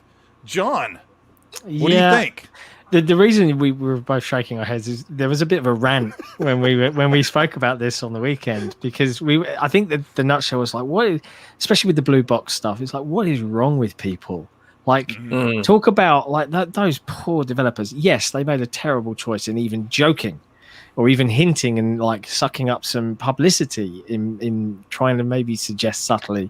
But there was like a string of just bad coincidences with his name being like and like gamers. If you're taking someone's name and sticking it in a translator and working out that it means the same thing in Japanese or whatever, like go outside, go have a walk, have an orange. Like, I don't know, but his initials are even the same. His initials are HK. His initials are HK, and I think and the thing is, I don't think he did anything. Like, people started after that abandoned game was announced. Everyone else started doing all the digging and saying, this studio hasn't done or said anything for like years, and their website directs here, and this, and like they were just coming up with some insane stuff, all because it all stemmed from the way they revealed and marketed Metal Gear Solid 5. You know how they had Moby Dick Studios, that fake studio that they talked about? Oh, I don't remember that. You don't remember that? Was it the guy with the bandaged face? Yes, there was the guy. They interviewed that guy with the bandaged face, which I think was some fake dude or CG dude. I can't even remember. It was so long ago. And they made up a name of a fake studio called Moby Dick Studios and all this sort of stuff. And it was all, I guess, an AR. What is it? Is it an ARG they call it? Yeah. What do they call it? Augmented reality game. No. Those viral marketing campaigns. Yeah, it's augmented reality. Game doesn't mean in on the screen. Like I love Bees was Halo 2's augmented reality game. I Love Bees, and it was sort of like one of those for Metal Gear Solid 5. So people started thinking it was another one of those, but for Silent Hill. Yeah. And the poor guy had to make videos saying that no, I'm a real person. Please stop. And I'm just making my own game. I don't know Kojima. I'm not making Silent Hill. Yeah. And then, of course, we found out that basically Bloober was making Silent Hill. That was a turn. Yeah. Now, does that hold some weight there? I know Miles Dampier of Windows Central has talked about Bloober making Silent Hill, and it's going to be fantastic. Medium wasn't my type of game. I got to read this super chat real quick because it made me laugh while you were talking about Kojima conspiracy theories. One Bad Mother says, the Xbox era co-founders sound so smart. John cheats with the British accent, and Nick by announcing he saved a bunch of money switching to gaming to Game Pass. So, John, I love One Bad Mother. Accent. It's true, I cheat. It's how I have any credibility at all, really. Yeah. I'd actually like to hear your American accent. That would be. I can do a variety of American accents. Let's hear. Hybrid Havoc says Game Pass for less than the price of this message. Can you say that in your American accent? Wait. I'm trying to find the super chat. What was the phrase? Game Pass for less than the price of this message. Oh man, I'm going to really embarrass myself now. Game Pass. No. If I'm going to do one, I'll do like a southern drawl. All right, go for it. Let me get it. I'll pop up in a sec. I'll tell you what. I'll read the next super chat that I see in that voice. There's one from Jason. If you can see it, he's asking Nick something, and it actually be pretty good because you can make fun of Nick at the same time. Okay, hang on. Give me a moment. I think this is another friend of mine too. Okay, you ready? I'm ready. Do it. Nick, I'm seeing a few extra gray hairs. Perhaps one too many leaks from predictions. There you go. That's my southern drawl. Oh my gosh, it was almost like Arthur Morgan. Oh, Red Dead Redemption. Oh, Nick, I'm seeing some extra gray hairs. It's weird. I used to live in Sunnyvale, San Francisco when I was a kid, and I came very close. My little brother was born out in the US, and I came very close to having an American accent and being all like, "Mom, can I go play on the grass?" And it's like, oh God, thank God that didn't happen to me. You know, like, ugh. Violet Femme says, "Oh my gosh, you sound almost like Elvis when you did that." Oh, that's great. There was a bit of Elvis about it. Well, you know, it's funny. Shoes.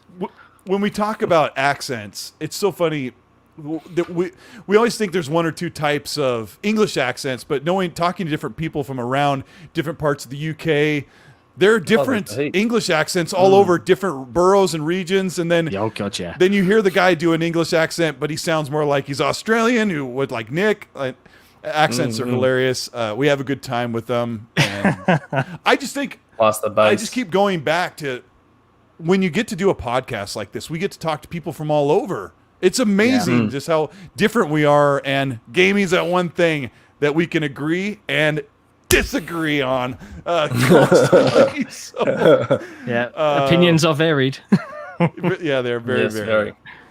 So, Prof. JJJ says, and the Super says, what is the biggest acquisition we can expect Xbox to make in the near future, and why is it Valve? Oh, this is going to be an offshoot, but I don't think it'll be Valve. I don't think it'll be Valve. Having said that, I don't think it's a secret. At least I'll probably find out soon. I don't think it's a secret that Microsoft's also looking at publishers. Like, I don't think they're just looking at studios. I agree. They'd be looking at publishers too. And they've proven that. They've proven that already. They bought one last year. So they'll be looking at publishers as well as studios. And this is the thing, right? And I've said this before, but this is I think, Colt, you said it earlier in this podcast. You're like, people are in that 2015 mindset, right? Mm-hmm. And this is like a mantra for me at this point, is people have to understand Microsoft aren't playing GarageBand Xbox anymore that occasionally gets, a couple of bucks thrown at them from the Windows division. They are Azure, Office, Windows, Xbox. Core pillar of the business, be treated with just as much respect, because gaming is the biggest entertainment industry on the planet. If they've already got the tools, the developers, the hardware, the ability, and by moving it to cloud, Phil Spencer's very cleverly pivoted it to be in Satya's wheelhouse. We have never seen, since the OG Xbox launch with Bill Gates on stage, we've never seen a CEO stand there and go, I'm all in on gaming. We're going to spend a ton of money. People have to get used to this. This isn't PlayStation versus Xbox. This is Xbox wanting to be at the very top of their game. And it's going to be a ride over the next couple of years, because people aren't ready for it. It's going to be a lot of butt hurt out there. Okay. Yeah, I agree. They aren't ready for it. Nick, let me set up this one for you to spike over the net. Recently, Phil Spencer said that now, Game Pass is sustainable and profitable, and that they can make enough money to continue pumping that into games and the whole cycle, which probably means acquire studios, acquire publishers. Did you hear this quote? I think this was the one. Somebody corrected us that the other one he said about Game Pass numbers was not on Podcast Unlocked, but this was on Podcast Unlocked, where he said before they weren't profitable, now Game Pass is profitable. So, Nick, take it away. Tell us what in the heck that means. Well, I mean, you have to take him at his word, don't you? Because there's obviously been a lot of speculation about that for a long time, and we've even had, I think it was either Tom Warren or Brad Sams. We'll have to ask Tom if he said it, where he was of the belief that it's not profitable at the moment. But without knowing how Microsoft is measuring that, then how can anyone really do anything other than speculate? Right now, Game Pass is in 100% growth mode. So everything they're doing is going towards growing Game Pass, even if that means spending a ton of money to do so. That's what most of these, if not all of these studio acquisitions are about. It's about feeding Game Pass. That It's working. They want to grow it to a point where it's making enough money that it just keeps funding more. Like it's literally the Netflix model. But with obviously the difference, like Netflix partners, I think, with a lot of movie studios, whether it's like a Paramount or a Warner Brothers or whoever it is. Obviously, with Microsoft, it'll be less partnering and more using their own studios and acquiring. But right now, like they're just doing everything they can to add value to Game Pass to increase the subscribers of Game Pass. Yeah. By the end of this year, we'll be seeing Ubisoft on there as well.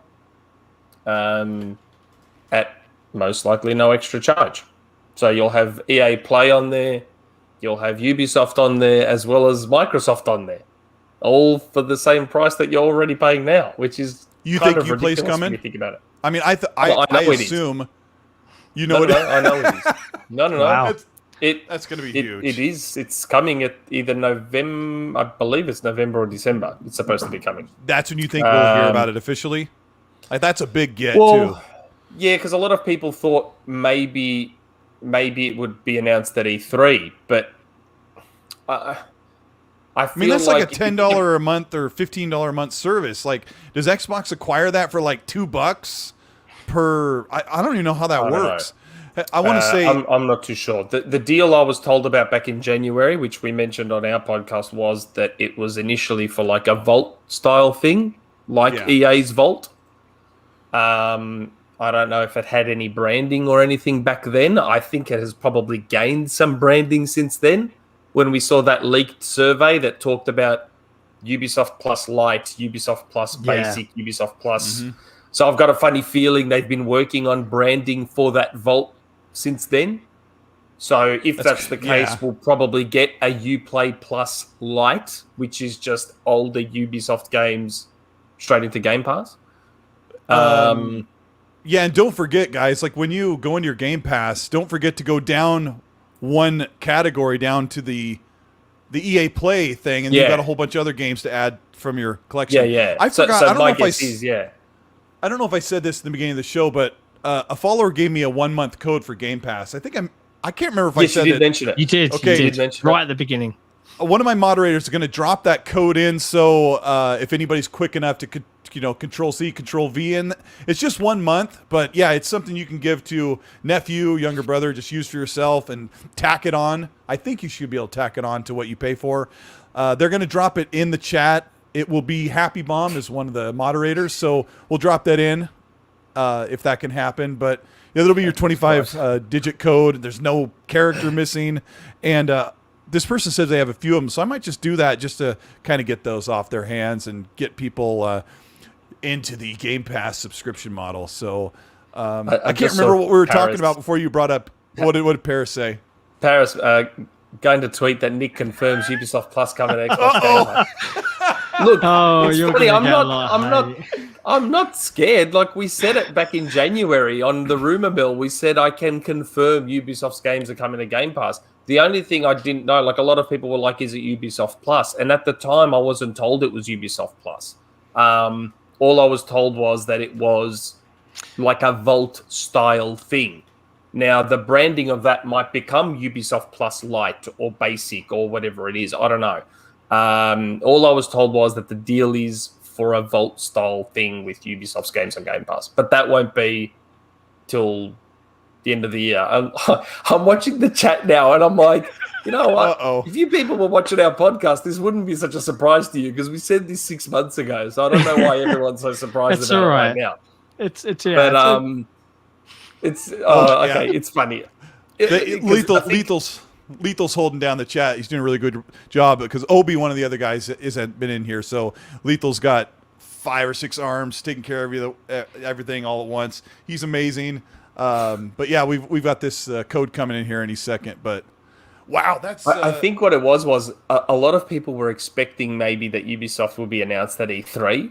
Yeah. And I had never heard that. The only reason I would not assume that they'd announce something like that too early is because if you think about it from Ubisoft's perspective, if they announce publicly, Ubisoft's got Ubisoft Plus Lite, coming to Game Pass, where we have a vault with all our older games coming, wouldn't that tank Ubisoft's game sales between now and the end of the year? So you've got, wouldn't it? Like, if potentially, like on Xbox at least, yeah. Well, on Xbox, that's what I mean. Obviously, does EA lose game sales by whatever games they have in there?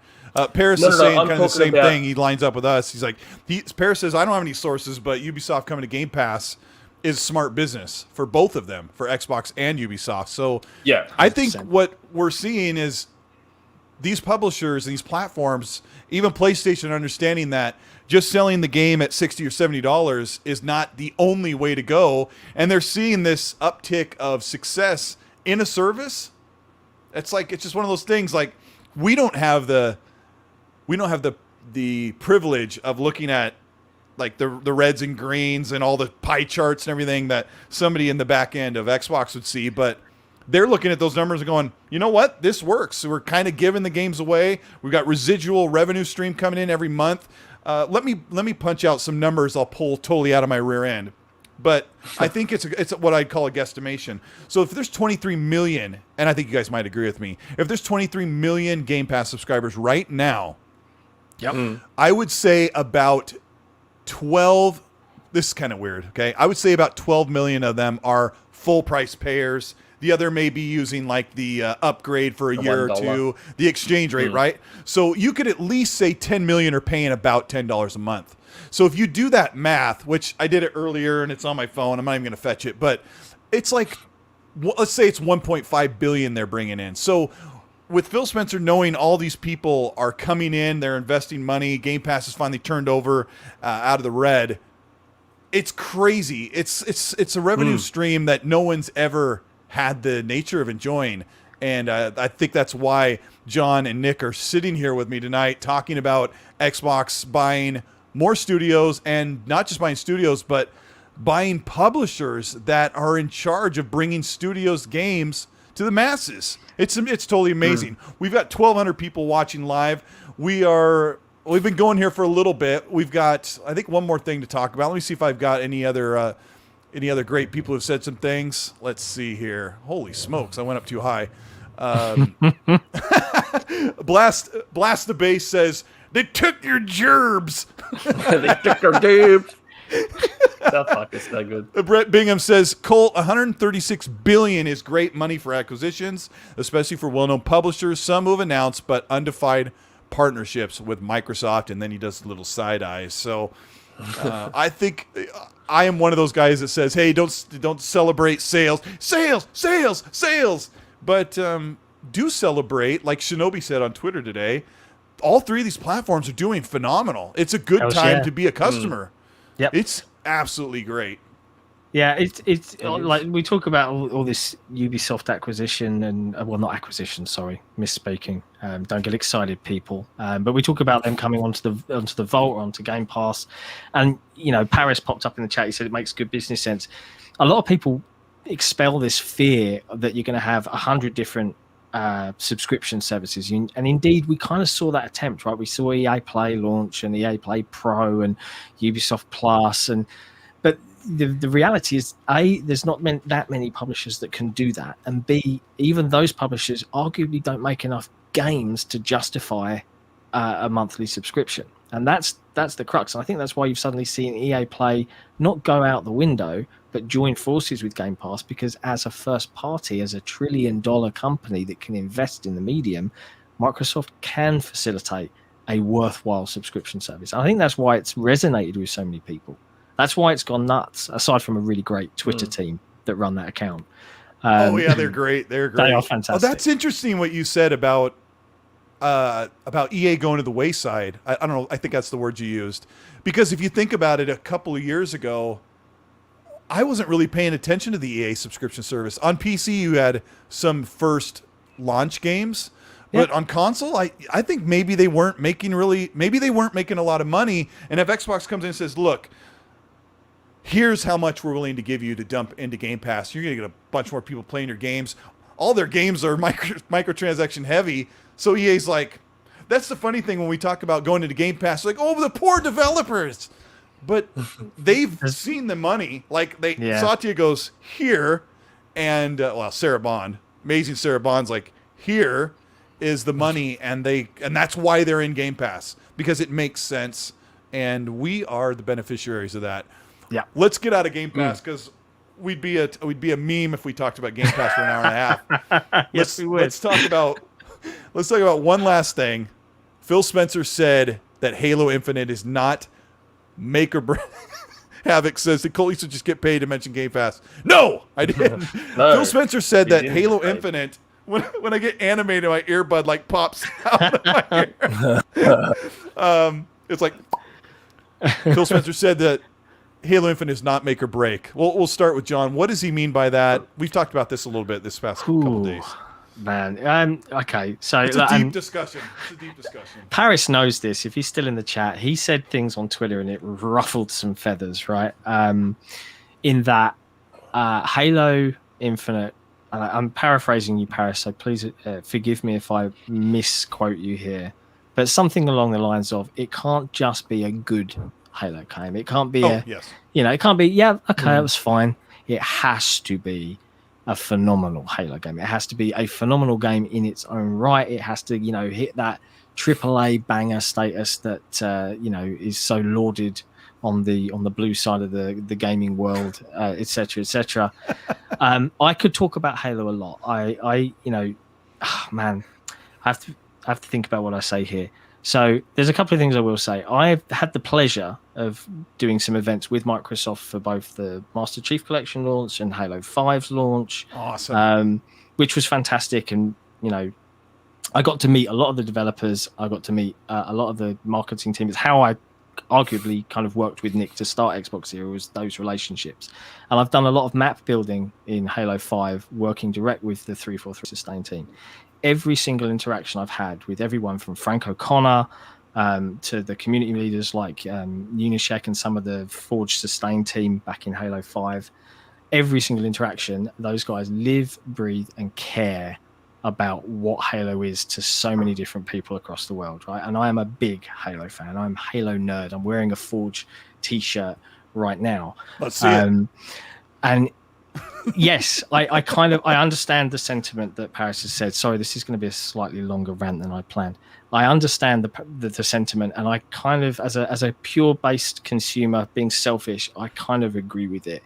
Halo 5, great multiplayer, iffy single player. Although looking back, the actual level design was okay. It was the story that was naff. Halo 4, great story, terrible multiplayer. And there's this sentiment out there that, when you've taken a franchise from a developer as lauded and loved as Bungie, and you've tried to make it your own, and you've succeeded here but failed there, and succeeded there and failed here, there's this kind of this split across the Halo community. But I guarantee you there are Halo folks out there that absolutely love 4 and 5 and don't care about 3, 2, and CE. They never played those. They grew up on 4 and 5. So no fan can be 100% correct. But when I look at what Halo Infinite is, it's what the dream of CE was. It's like Halo 3 and Halo 5 had a weird baby. And the way I look at the multiplayer is it's kind of like that, right? It's straddling this world of being a Halo-ass Halo game. And as a Halo fan, that's fine by me. Will it please every critic? Will it get 95 Metacritic? Probably not. I have zero doubt that it will get that high up. Do I care? No. I know it's going to tick the boxes for me. So, it depends on how invested you are. In that story scores. would have to bring you to your knees emotionally. I think they're going to do a good hit job. all those.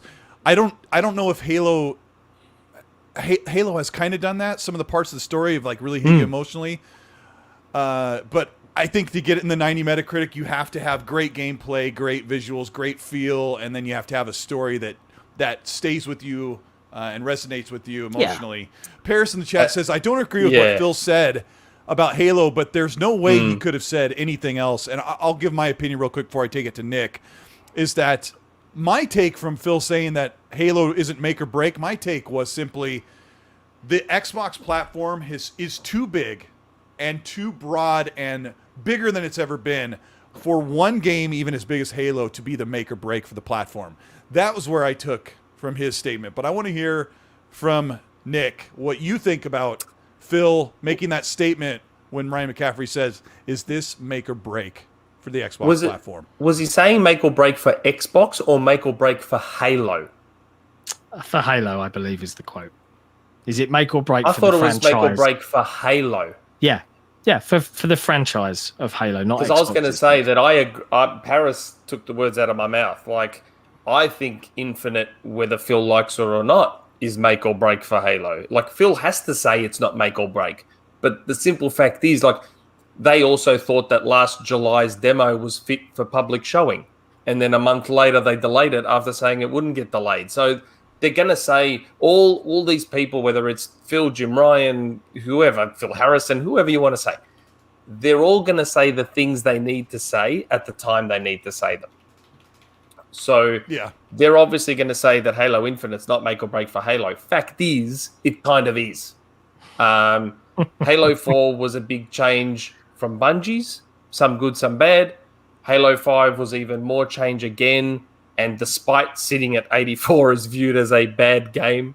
Yeah, it is. Yeah, it's sitting at the same kind of scores that Spider-Man is and Ghost of Tsushima is. But I know, but apparently Halo. I mean, Halo 4 was really games. well liked though, but not 5. Yeah. This is the thing. Halo 4's campaign was liked, but its multiplayer was just hated. Oh, yeah, so Halo 4's multi was where Halo 5 switched. Halo 5's campaign was hated, and its multiplayer. I still play Halo 5 multiplayer 5 years later, 6 years later.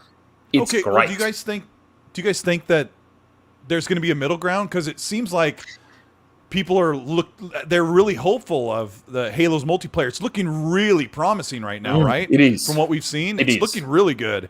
And then the open world aspect. Hopefully, the story looks a little bit better from what we saw at E3. So, do you think that they might actually hit both this time instead of being so lopsided? I am nothing if not consistent, whether that's good or bad. And I have said all along that everything I have observed of Halo is that they are doing the things that I wanted them to do. Yeah. I found some old posts of mine on an old forum where I predicted what Halo Infinite would be. I called it Halo 6 back then, obviously, because we didn't know it was called Infinite. But I said, I think that what 343 should do is make Infinite the Star Wars Episode 7 of Halo. Yeah, the soft reboot. Which is basically what they've done. I said, Star Wars Episode 7 is simply Star Wars Episode 4, but in like... They just sort of Episode 7. Well, you got to. We're talking Force Awakens. Force Awakens versus A New Hope is just basically a remake of A New Hope. Gosh, it's basically a remake of A New Hope. Yeah. Okay, and I you're said right. That's what they should do with Halo. Just sort of reimagine or remake CE, which is what it is. It's back on a Halo ring. There's the focus on the gameplay, and it looks like the story is going to be more isolated. There's a lot more CE about this game than there has been since CE. Yeah. So it would be hypocritical of me to say I don't like what I'm seeing out of Halo Infinite when they're doing literally everything I asked of them. Yeah. So I think it'll be really, really good, but whether it does or not is another ballgame. And people often focus on the graphics as more than anything else. We saw that with Craig and the 2020 reveal. And don't know what happened there. Game development is really hard, and I imagine that they probably thought, "Oh, this will be okay," and then it wasn't, and it just spiraled. And look, kudos to the Microsoft leadership folks for being like, "Yeah, we're not going to stop the console launch. We're not going to force them." Old Microsoft would have forced that game out the door, bugs and all, and you would have paid for it. New Microsoft's like, okay, here's another year, go have fun. But the thing, and this is an interesting question for you, Colt, because this is something we've discussed when we talked about Halo, is you think to these AAA bangers, right? Because when you see all these review scores lauding how great the campaign is, because that's primarily what it's going to focus on, right? They'll talk about the multiplayer, but it's just a tick box to most reviewers. And I find that odd, right? Because when you pay, if you're buying the game and you pay $60 and you get Halo Infinite, and you get Halo Infinite co-op campaign for 4 players, split screen. You get Halo Infinite. Oh, he's got to go, but I'll carry on for the rest of the people talking. You get Halo Infinite campaign, co-op split screen, Forge mode, theater mode, full multiplayer suite. Give me a second, I'm resetting my sound. Big team battle and everything else. You'll sound completely failed, but yeah, you get all that and it's $60, and they'll go, "Oh, the campaign was a bit less great, so 80 Metacritic." And I think that's just weird. Like, there's no acknowledgement of the additional size of the package that you get for your money. The bang for buck, so to speak. Yeah. But that's the world we live in now. That's why, like, Infinite, like I said, despite what Phil said, Infinite is make or break for Halo. Because if Infinite's not a smash, and yes, it may not be fair that that's the pressure they're under, but you could argue that that's pressure they put on themselves. It unfortunately, whether they like it or not, it is make or break for the franchise. If Infinite's not great, then even if Microsoft does keep making Halo games, which they probably won't for a while, because I think there's a long-term plan for Infinite. Yeah. Will it be relevant? Infinite could be the one that sort of, I guess, could be the straw that breaks the camel's back and just sends the franchise to irrelevance. I don't think it's going to happen.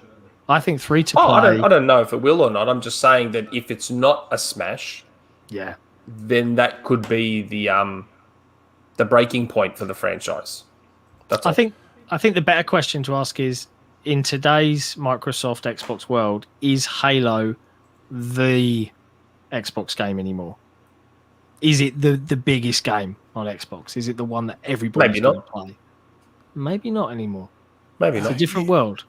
I mean, looks like it's Forza Horizon now. Yeah. Well, they have this 10-year plan, which means, like, people are incredulous that Halo. Sorry, I had got these earbuds and they were kind of going off and on, left and right. I could hear myself. And like, well, I turned on my stereo so I could hear you guys until I got it sorted. It's like I'm trying to be calm and collective, cool, Colt, and then when something's going wrong, I'm like, oh my gosh! Even though, like, you guys are totally cool to talk to, the chat is totally forgiving, right? But I want it a good show. I want everything to go off without a hitch. But I did hear what you guys are saying. But like, Halo has this 10-year roadmap, and when you think about it, how long has Destiny been going? It's been going on for like 6 years or 7 years already, and that game is super popular but not highly rated. So when Phil kind of says that they have this long-term plan, he doesn't think that. I guess Phil might be assuming if Halo Infinite comes out and it's an 83 or an 82 Metacritic, it doesn't mean that 343 is going to go, well, we tried. I guess we can't make a Halo game. And I don't think they should do that. And I also don't know if it's a smart idea to push Halo into a different studio at this point. But like what John knows about 343, they're really great. There's just some things they have to get right. And it's not the Xbox fan in me, strictly speaking. I just feel like they've learned some lessons, and I can kind of see it right now. So I'm expecting some great results for Halo Infinite. I'm sure you guys probably are too. Yeah, I think it'll be really good. I think it'll be a really, really good game. I tell you what, I won't be on Twitter looking at people freaking out over a score. I will be really busy for like a solid week, holiday booked, having fun on that game, and that's enough for me.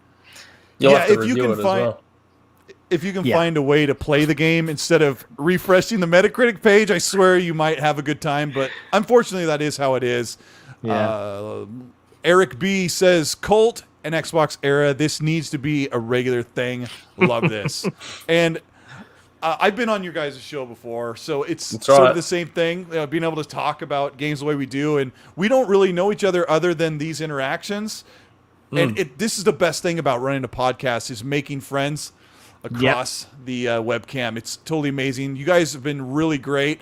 Zero Myth has a super chat that would open up a whole new can of worms. As we're getting close to wrap up the show, we'll talk about this super chat, which will be its own little mini topic, and then we'll close out the show. You guys have been great. There's been about 1,200 people watching live. Zero Myth says, is Xbox going to acquire? Here we go. NetherRealm, Rocksteady, or Monolith? Oh boy. Oh, dearie me. Do I want to put Good take, a stake Paris. in the I ground? see you there, buddy. Good take. Do I want to put Paris a says stake in the ground? Metacritic is a relic of the past. Scores are pointless. It's just opinions. I agree with Paris 50, 75% of the way. I always tell people Metacritic is one tool. Use Metacritic, watch gameplay, see if it's for you, and then choose either a good friend or a trusted reviewer. Use all those things in concert, and Metacritic is a usable tool. But Game Pass negates Metacritic a lot. Yeah, because you can just download it and play it. If you're on Xbox and you have Game Pass, don't let Metacritic tell you what's good or not. Just download the game and try it out yourself. Yeah. You never know, you might like it. And as someone who's put together a site with Nick that reviews games, if we could, we would choose to not do review scores at all. But unfortunately, if you want to be on OpenCritic and all that sort of thing, and you have Metacritic, to, until you've reached a certain amount of clout, right? So, yeah, it's the industry, unfortunately. Are you guys dodging that question about NetherRealm and Rocksteady? And I thought we'd succeeded. Zero myth. Is Xbox going to acquire NetherRealm, Rocksteady, and Monolith? How do I answer this? Did you I see think the they'll tweet? try. You see I the think tweet they about will try and acquire them. They'll definitely try. I think they'll get NetherRealm. Really? I think they'll get NetherRealm. I'm not saying they are. Look, I don't know they are. I'm saying I think. I can say that, can't I? Yes, you can. You're totally allowed to say that. And 7 articles will be written about you anyway. Sorry, I'm calling WCCF Tech. Bear with me. Yeah. I think they're going to try get all of them. Like we've said, that's not a secret. I know. I'm teasing. Microsoft is after everyone, but it doesn't mean they're going to get everyone. I think NetherRealm is. I reckon they'll get of those three. If I'm picking between those three from the super chat, I think NetherRealm they'll get. Yeah. I can line up with that. What about you, John? What do you think out of those three? All three? One of them? I swear I answered a similar question on a show earlier this week. But yeah, out of the three, NetherRealm, because they actually have a valuable IP, right, in Mortal Kombat. And I guarantee you, if they get NetherRealm, it will include that IP. Because the studio what do you think about? Oh, for sure. Worthless without it. Well, not worthless, but it's worth less. What do you think about Killer Instinct v Mortal Kombat? Mortal Kombat, yeah, that'd be so good. Yeah, that'd be so good. I think that's it has to play like Killer Instinct, though. It would have to play like Killer Instinct. Mortal Kombat's too clunky for me. It's not free-flowing enough. Yeah. I like how, Killer Instinct's combat is like running water. It is so good. It's just so it's always moving. Yeah. There's no stop and reset. Killer Combat. The gamer says Killer Combat. You know, Killer Instinct looks really amazing on the Xbox One X enhancement. It's a 4K 60, right? Yeah, it looks very pretty. Jeez. People were asking for a 120 hertz upgrade, but I don't think you'll get one because the animations are at 90. It won't happen on Killer Instinct. Yeah, the animations are at 90 or something, right? So they can't. See, this is the problem. 9 lives, 210. Nick confirms NetherRealm. I know. I heard you scoffing at that. I was going to read out one of your super chats, Colt, if only just because I wanted to answer it on Nick's behalf. Gmo and Forever, is Sega a possibility? Only in Nick's heart. And that's it. The Sega. It's weird that this Sega thing continues to live on when there's no clues, no hints, nothing about it. But they released some pads with the colors on, man. I know that Microsoft did look at Sega quite a while ago, but I don't think anything ever came of it. I don't think Sega's going to happen. I would love it to. I would love nothing more than Sega. Trust me. I would love nothing more. I just don't think it's going to happen. That's all. I just there hasn't been enough substantial information to keep us going on that, has there? No. It's been talked about for over a year. Yeah. Yeah, so... for ages. Eric B's like, blink thrice for Rocksteady, blink twice for NetherRealm, Yes. Let's welcome Jeff Grubb, steps into the show and says, love you, Nick. Which means I think Whoa. Jess probably got something else to totally harass you with in your What near are we, future. chopped liver? Jeff and I genuinely love each other. Right. Yeah, I mean, he would genuine. He would never, right? He would never do That is anything to. genuine adoration and love between Jeff and I. That is genuine. Chopped liver, honestly, it's it's fine. Mate. I'm not jealous.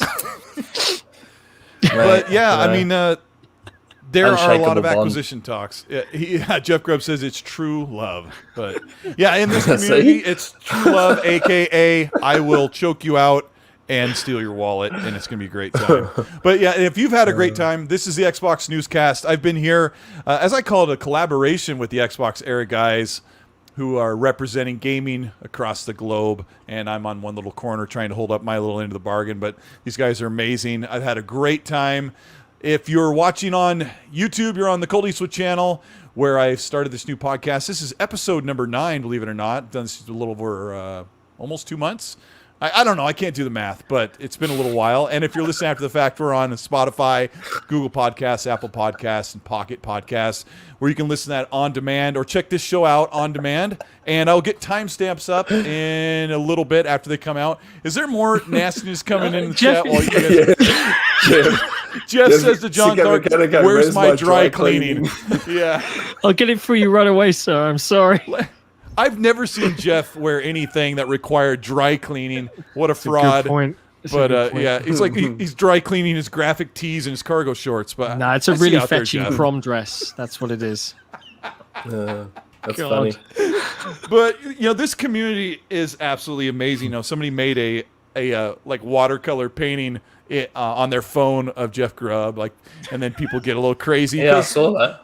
We have a good time. Everybody kind of razzes each other and enjoys each other, the company, and the little pocket of the game community that I'm in, they are pretty much really enjoying gaming right now. It's bigger than big. But yeah, this has been the XNC Podcast. Mr. Jon Clarke, tell everybody where they can find you and where your show is and when it is. And some of us are in North America, so please be time zone. Okay. Friendly. I'll do the time zone conversion on the fly. Well, Nick and I guess. I'll figure it out. Nick and I from Xbox Era. You can find us on xboxera.com or on YouTube /Xbox Era. Nice and easy. Definitely give us a sub. Like if all 1,047 of you watching right now gave us a sub, it would jump us over 8,000, and we'd love that. Yeah, you guys just hit 7,000 today. I know. Yeah, today. 7,000. It felt That's good. awesome. It's weird because it's all grassroots and organic, and there's we're not a big media company. We don't Very have money. organic. Organically growing our team. Very organic. But yeah, Are you definitely throwing come money check to us out. yourself though?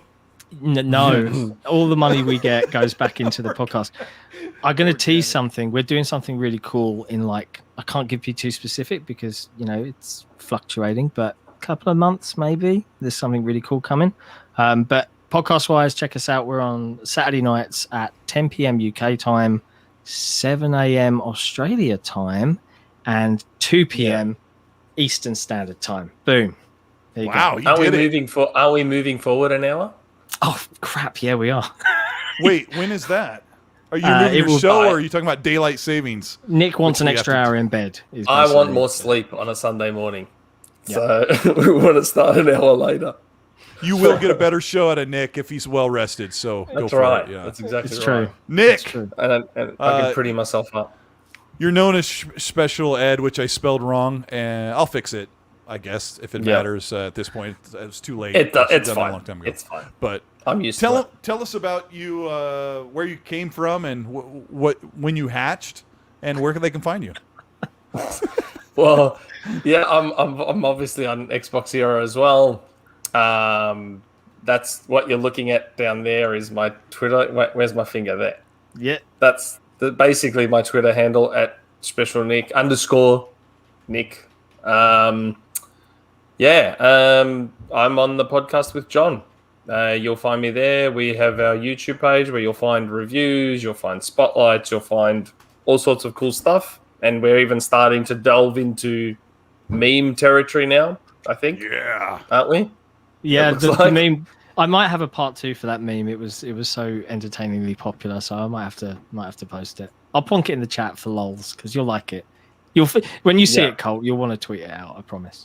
And if he's still watching, I will DM him on Twitter or Discord. Paris, you need to be on an episode of our show in the next few weeks. You owe us. Yes. So yeah, Yes. keep an eye out for the episode with Paris on it because he was meant to be on a few weeks back, and Phil took him away from us. So It's true. we'll I I'll put have a word your with Phil about that.